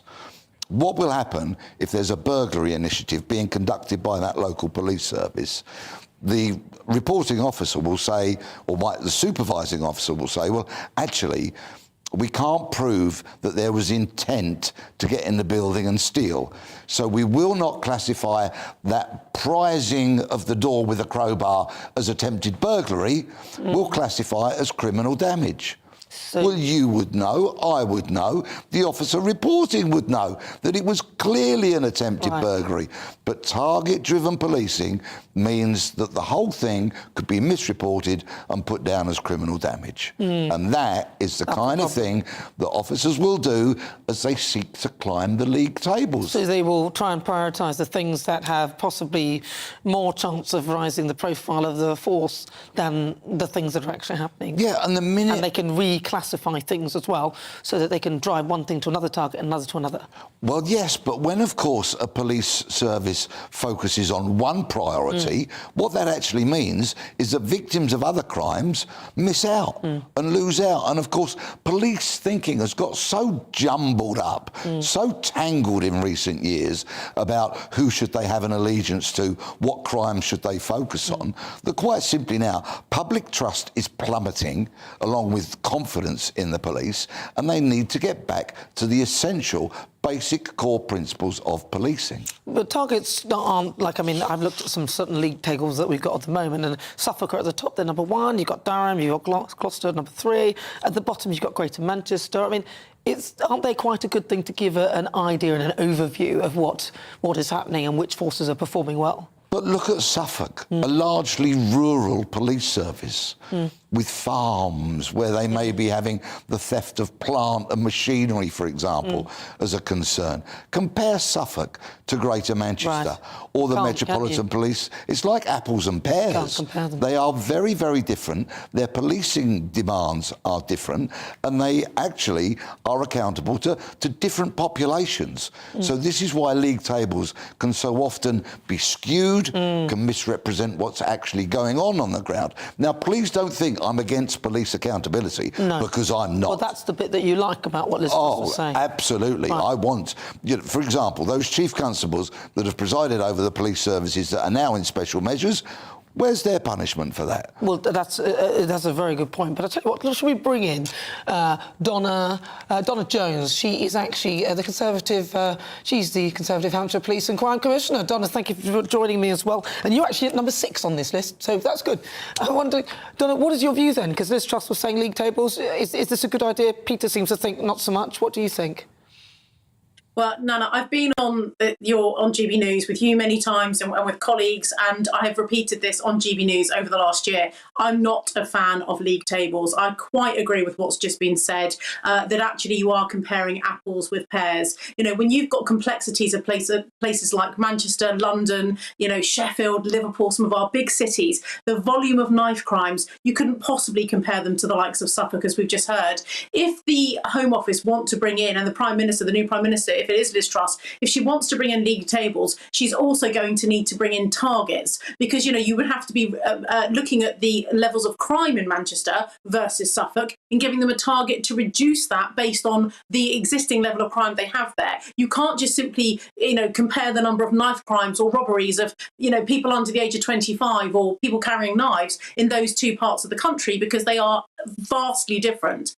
Now, I'm not a fan of league tables because I also agree that they can drive the wrong behaviours. However, take the league table bit away for a minute from what Liz Truss was actually saying yesterday. What she's getting at is driving up performance in policing. And that's exactly why I've given up my job working for a FTSE 50 bank. It's why I've given up working in the private sector to represent people. As someone who was also a magistrate for 16 years, I'm doing the job that I'm doing as a police commissioner, to be a voice for the public, that the 2 million people that I represent, and also standing up for victims nationally as the APCC, the Association of Police and Crime Commissioners, national lead on victims, to say that, yes, performance in policing does need to go up. Liz's points were less about stuff on social media, malicious communications and tweets, more about responding to burglaries, making sure that if people are selling drugs, exploiting people, that they are addressed, more about street violence. That's what Liz was getting at, and I do support her. And I also very much welcome the fact that she wants chief constables to be accountable to police commissioners, and she said that last night on your show, which is very welcome.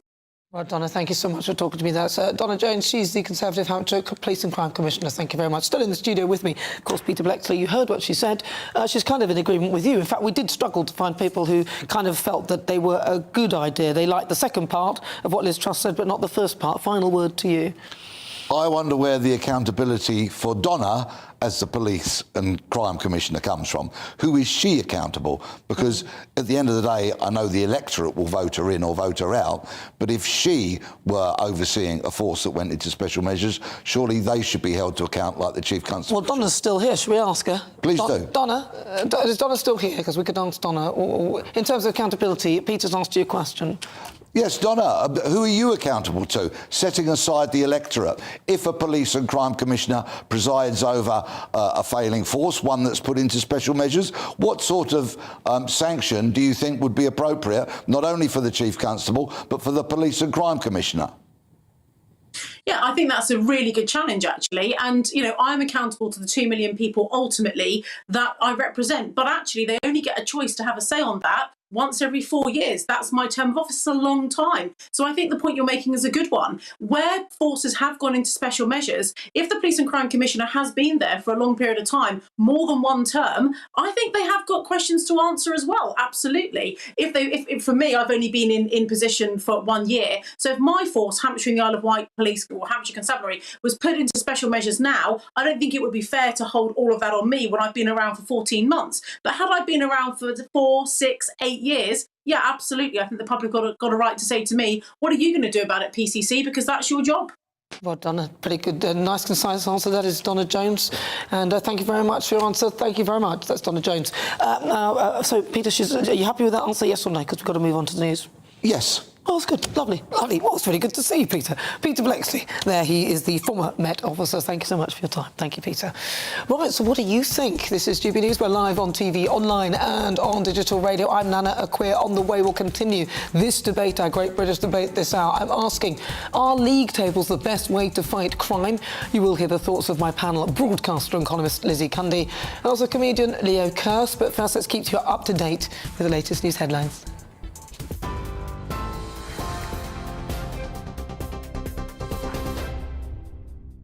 Thanks, Nana. Coming up to 35 minutes past 5, I'm Ray Addison in the GB Newsroom. The Transport Secretary has written to the RMT Secretary-General, urging him to accept an 8% pay rise for his members. Grant Shapps calls it a fair offer and says the strikes are causing long-term damage to the rail sector. Travel disruption has continued on mainline trains today due to a nationwide strike by union members from 18 train companies. Only 20% of the UK rail network is running, with some parts of the country left with no service at all. P&O Ferries will not face criminal proceedings over its firing of hundreds of workers earlier this year.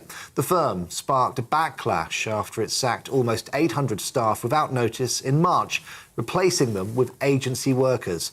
Business Secretary Kwasi Kwarteng asked the Insolvency Service to carry out an urgent inquiry into whether the law had been broken. The UN Secretary-General says the international community should work together to export both Russian and Ukrainian food and fertilizers to global markets. Antonio Guterres says an agreement was reached last month for both countries' products, which aren't subject to sanctions, to be exported. He says open access to the markets is crucial to lower prices for consumers.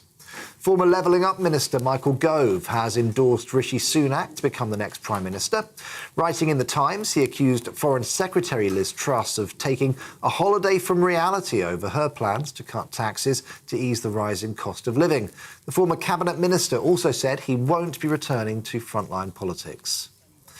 A 23-year-old man has been charged with the abduction and sexual assault of a 6-year-old girl in Greater Manchester. Lewis Jones has been remanded in custody and will appear at Manchester and Salford Magistrates Court today. The victim was reunited with her family. On TV, online and on DAB+ radio, this is GB News. Back now to Nana.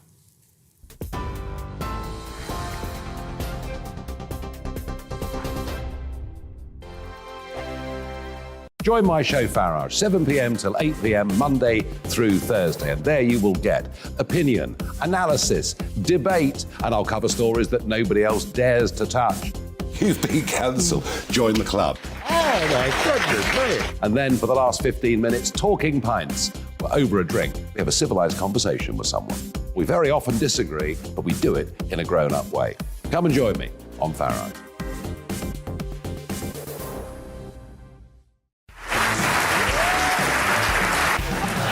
My name is Andrew Doyle. Join me every Sunday evening at 7 p.m. for Free Speech Nation. This is a show where we address current affairs and news stories of the week with the help of two wonderful comedian panellists. I brought in comics because I want to give it a lighter edge, and also they work for less. See you there.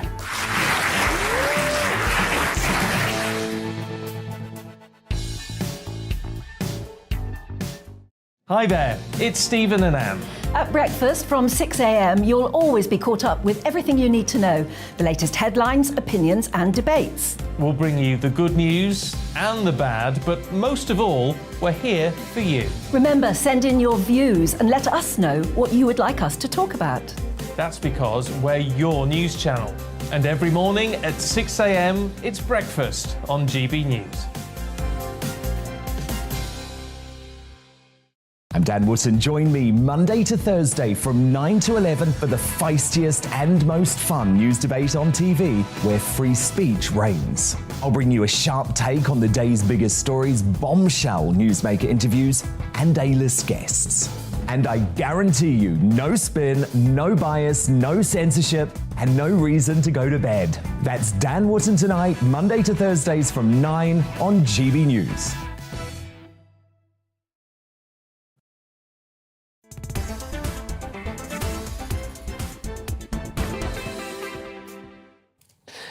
Minutes after 5 o'clock, you're watching and listening to GB News on TV, online and on digital radio. I'm Nana Akua. Right, shall we return to our Great British Debate this hour? And I'm asking, are league tables the best way to fight crime? Now, in last night's hustings, it was hosted exclusively by GB News. I hope you watched it. It was fantastic. In Manchester. Wasn't Alistair Stewart brilliant? Oh, it was brilliant. It was brilliant. Now, listen, what happened, though, the two Tory leadership candidates, they clashed on how they plan to tackle crime. Now, frontrunner Liz Truss, she wants to introduce rankings, and she's going to compare different police forces. This is what she said. See, what I would do is have league tables that compare police forces and how they are performing, so they can really be held to account by the public. Now, some people have actually praised this plan, but there are critics, and they say that league tables will be a disaster, which could lead to misreporting of crimes, poor practice, and ultimately failure to the public. Now, you know how it worked with the NHS when they tried something similar, targets for healthcare. It didn't really go down so well. So what do you think? For our Great British Debate this hour, I'm asking, are league tables the best way to fight crime? Let's see what my panel make of that. I'm joined now by broadcaster and columnist Lizzie Cundy and also comedian Leo Curse. So who did I start with last time? I think it might have been... It was such a long time ago since I saw you both. I started first last time. Start with one of us. I'll start with you. Oh, seeing as you. Well, I used to work in the police as a criminal intelligence analyst. So I've got some experience of measuring criminal statistics. Really? I got to say, what gets measured gets done. So league tables can be a great idea. They can compare forces, and also it can be an incentive for forces to share good practice. So, for example, Strathclyde made huge advances in dealing with gang crime, particularly around knife crime, because they had so much of it. They really brought it down. So that the Met used lessons from there. I think it'd be good to share some of the good practice across forces. And also, we just need to slash all the nonsensical laws around hate speech. People getting arrested for memes. People getting arrested for liking a tweet. Oh, that was hilarious. 5 police officers went to that gentleman's house because Yeah. he retweeted something. He didn't even think he said it himself. But well, that's interesting you say that, because Peter Bleksley, he made the point that actually there'd be a disaster because people would prioritise things that would push them further up the league table, and they might rename certain types of crime. So instead of calling it a burglary, they might call it criminal damage, is what he was saying, because you get further up the table if you do that, and so on and so forth. So an attempted burglary can be classed as criminal damage. I mean, that's... Well, no, but that's what he's saying. The officer might then go back and say, well, it was, it was attempted. Exactly. Yeah. It wasn't quite... But not all crimes... So that's what I'm saying. What's your answer to that, then? Yeah, exactly. Well, I mean, that's going to be an issue across forces. But if you've got standardised, consistent classification of crimes, that's not going to be a huge issue. And I think... You don't think... No, not at all. And a lot of crimes, a lot of the sort of volume crimes can't be reclassified. If you've got actual theft from a car, if you've got an actual burglary, an actual stabbing, an actual robbery, those aren't things that can really be easily classified and swept under the carpet. You don't think, Lizzie? But I think you can get misreported crimes. You can do, and I agree with everything actually Peter said. I thought it was a brilliant interview actually.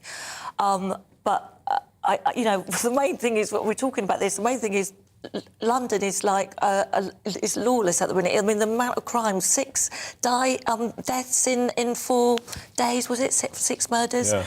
Absolutely awful. And the OAP getting stabbed. There really needs to be more done. I don't want to see policemen on the marches, having rainbows on their cars, yeah. and, on skateboards joining in. This isn't what the police is about. Yeah, I mean, that's what the important issues are. The police shouldn't be biased to anyone. Yeah. That's the whole point. I mean, the police do police with the consent of the population, so I mean, it is good that they've got sort of links to community groups or whatever, and encourage them to report crimes, but they don't need to be painting everything rainbow coloured. There's better. But we all agree with that. I'll be honest with you. I think the idea of a league table is a stupid idea. I'm sorry. I'll come straight, cut to the chase. I mean, it's ridiculous because you've seen the way there's been a lot of bad behaviours amongst the police force. Anyway, I would say that it's very open to abuse, and that people could quite easily reclassify crimes if they get further up the table for that one or that one.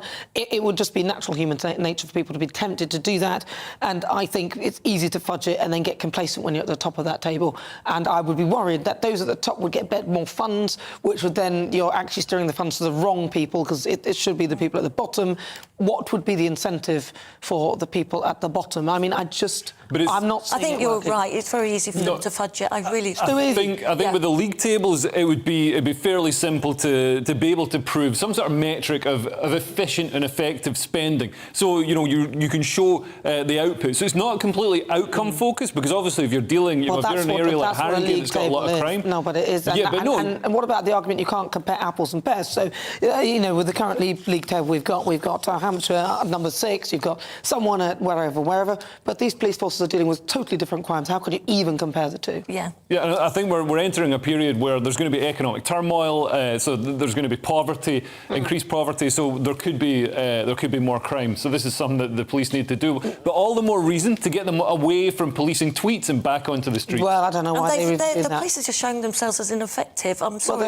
What do we pay in our council tax? 1.2%. I mean, I'd rather pay it to a security like my own bodyguard firm, in my local area. Well, they're solving not even 6% of crimes. But this show is nothing without you and your views. Let's welcome our great British voice onto this programme. Your opportunity to tell us what you really think about the topics we're discussing.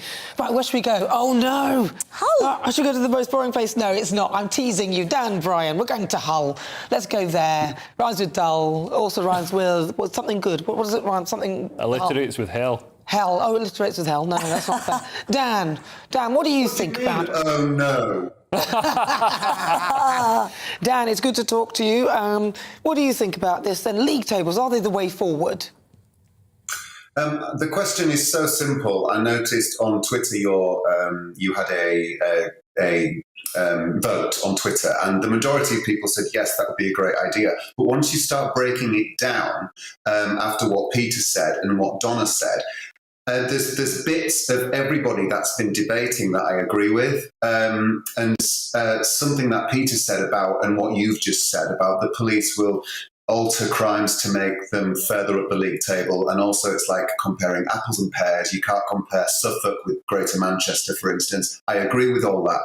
But also with what Leo's just saying, I like his approach for transparency and the fact that police forces should be able to be open with one another and talk about different tactics and different crimes they are solving. But I don't think it should be in a league table, because look what's happened to our schools. You know, the schools have got league tables, and it's all about, the teachers are all about making sure the pupils get a certain level and a certain grade, and it's they're pushing towards that rather than teaching them about stuff. You know, it should just be a little more relaxed rather than a competition. Well, I'm with you, Dan. Thank you very much for joining me. That's Dan Bryan. He's there in Hull. Right, well, let's see. Today I've been asking, are league tables the best way to fight crime? Lots of you have been getting in touch with your thoughts. Paul says everything should be subject to competition. That should include the rail service, garbage collection, water provisions. Interesting to call it garbage. That's American. Very American. Very American, Paul. You live near there. Provisions and more importantly, healthcare. Britain's healthcare system will never improve until competition is introduced. Elliot says, I think the police go after easy targets to increase their number of cases solved. This is my problem with this, you see, which is half the problem. The other issue is there's far too much bureaucracy within forces. League tables will not help the problem either. Lily says this is a great idea that will help forces reach an acceptable standard of effectiveness across the board. Joseph points out that league tables drive the wrong behaviour across any workforce. This is an absolutely dreadful idea. Adam says they just need to be careful about how it is scored, as it can guarantee the police would just focus on easy-to-solve crimes. It's a good idea, but the government is incompetent, so it is unlikely to work. Well, let's have a quick debate here, because moving on to another story that caught my eye today. Apple users have been advised to immediately update their iPhones, iPads and Macs to protect against security vulnerabilities that can now allow attackers to take complete control of their devices. Are we becoming too dependent on technology? Let's have a quick chat with my panel, Lizzie Cundy and also Leo Kirst. Lizzie. Yeah, I've been hacked before, and it was the worst thing ever, to be honest, because it was sending messages and asking for money to my followers. And when you responded, then you got hacked. One of them was Piers Morgan. Many people. It was a nightmare. What, Piers Morgan's your friend? He is indeed. I'm afraid. How ironic that Piers Morgan's phone should be hacked. Well, there you go. The other way around. There you go. But it was frightening. You know, having someone overtake your phone and saying things that aren't from you and asking for money and things like that. It was absolutely frightening. I don't think Piers Morgan was involved in the phone hacking scheme. No. He wasn't involved in that. No, but I mean, it's ghastly, absolutely awful. And you know what I'm like on my Instagram, if I can't post a picture. And You're always stunning. You always look so fabulous. What about you, Leah?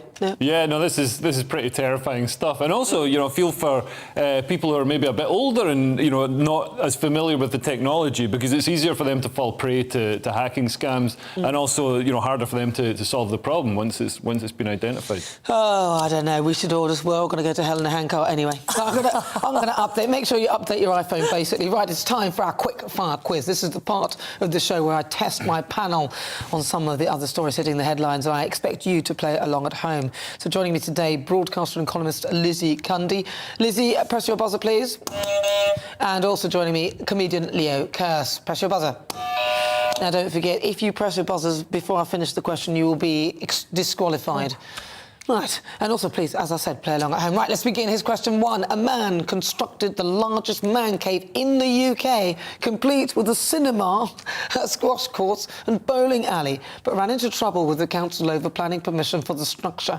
How long, this is the question, was he jailed for? Closest answer wins.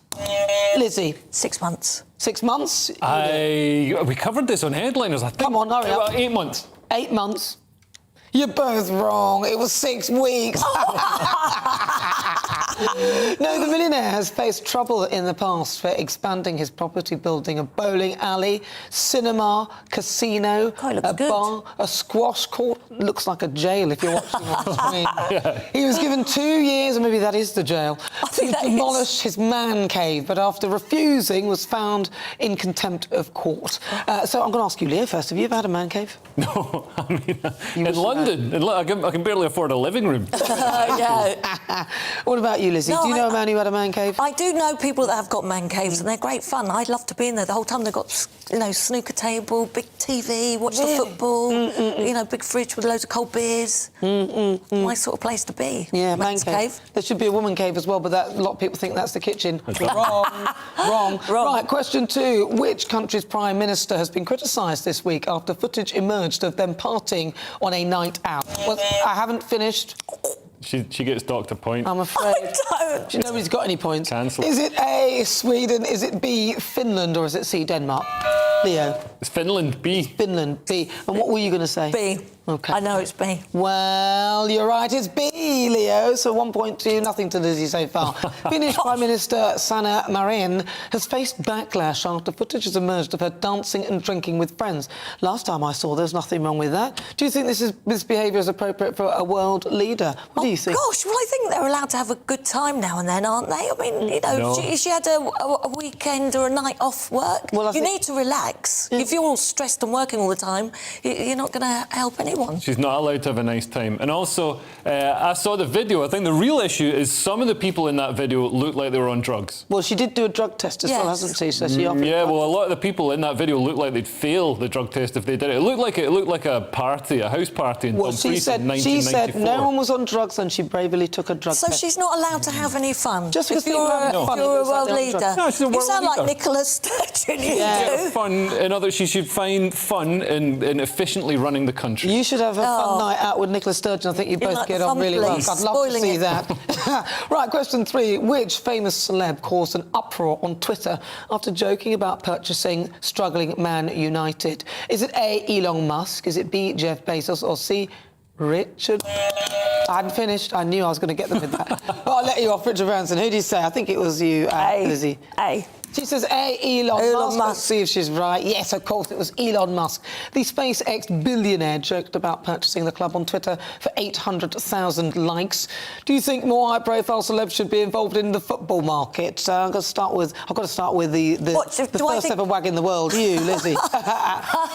Well, look, the trouble is when people don't understand the football world and they come in with these large amounts of money, but as long as it's, good for the game, it's business, isn't it? It's a business. It's not... You're never really going to make money, though, at football. Really I know not? many chairmen that have lost a lot of money. What do you think, Leo? Well, I think, when you get people coming in with dodgy money, like look at Abramovich, and I think the Saudi royals own a club. Man City, there's a few, Well, when you've got money to burn and you don't know what to do with it, you might as well set it on fire. But Chelsea got penalised money for that, and they're back open now with new owners. So I'm happy. Well, let's see, last question then. What did Rishi Sunak introduce himself as during last night's hustings? Was it A, the bad boy of politics? Was it B, an underdog? Or C, the politician of the people? Oh, I don't know who that was. That was Lizzie. That was Lizzie. Lizzie? Underdog. The underdog, what do you think? Well, I'm going to go for a different one, just in case. The politician of the people. The billionaire people, because he obviously doesn't relate to anybody else. Let's see, the answer is, of course, B, the underdog. Lizzie, you're absolutely right, because he is the underdog. And I don't think he's got any hope of becoming the overdog ever, actually. But he was quite good, I thought, in the hustings. I thought he did a good job. What did you think? Why do you think he did? I thought he did a lot better, and I think Alistair Stewart is a great interview. He was just genius. Did you watch? What do you think? I didn't watch it. Right, fine. Well, but Liz Truss got more the applause, I thought. Did you? I'm impressed. I thought Rishi performed better, but I'll still go for Liz, I'm afraid. Yeah.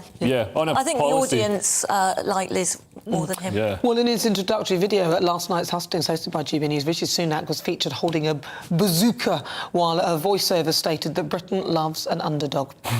So do you think a millionaire should call themselves an underdog, yes or no? Well, I think he's just trying to appeal to that British spirit of supporting the underdog. But I don't think he is. He just is now because he's losing. Yeah, that's all. In his Prada shoes. In his Prada shoes, Prada shoes. Right, so on today's show, we've been asking, do you trust the NHS with your money? According to our Twitter poll, 8% of you say yes, 92% of you say no, so it's gone up a little bit. Thank you so much to my panel, broadcaster and columnist Lizzie Cundy, and also comedian Leo Kirst for joining me today. Big thank you, as ever, for you at home for joining me. But don't forget to join join me tomorrow at 4 o'clock to discuss the top stories, because joining me, consultant editor of the Daily Mail, Andrew Pearce, and also broadcaster Danny Kelly. And I'll also be joined by former Olympic swimmer Sharon Davies to discuss her life as a top athlete and so much more in Outside. Make sure you join me there. Thank you again for your company. I look forward to seeing you tomorrow at 4, but I'm going to leave you with the weather forecast. Enjoy. I'll see you tomorrow. Looking ahead to this evening's weather, and the UK is looking largely dry in the south as showers fade, but further rain in the north. Let's take a look at the details. Any daytime showers across the southwest will quickly fade away this evening, leaving a dry end to the day with plenty of clear spells. It will be breezy though, especially along the coast. Showers also fading across the southeast, leaving a fine end to the day with plenty of late evening sunshine across the region.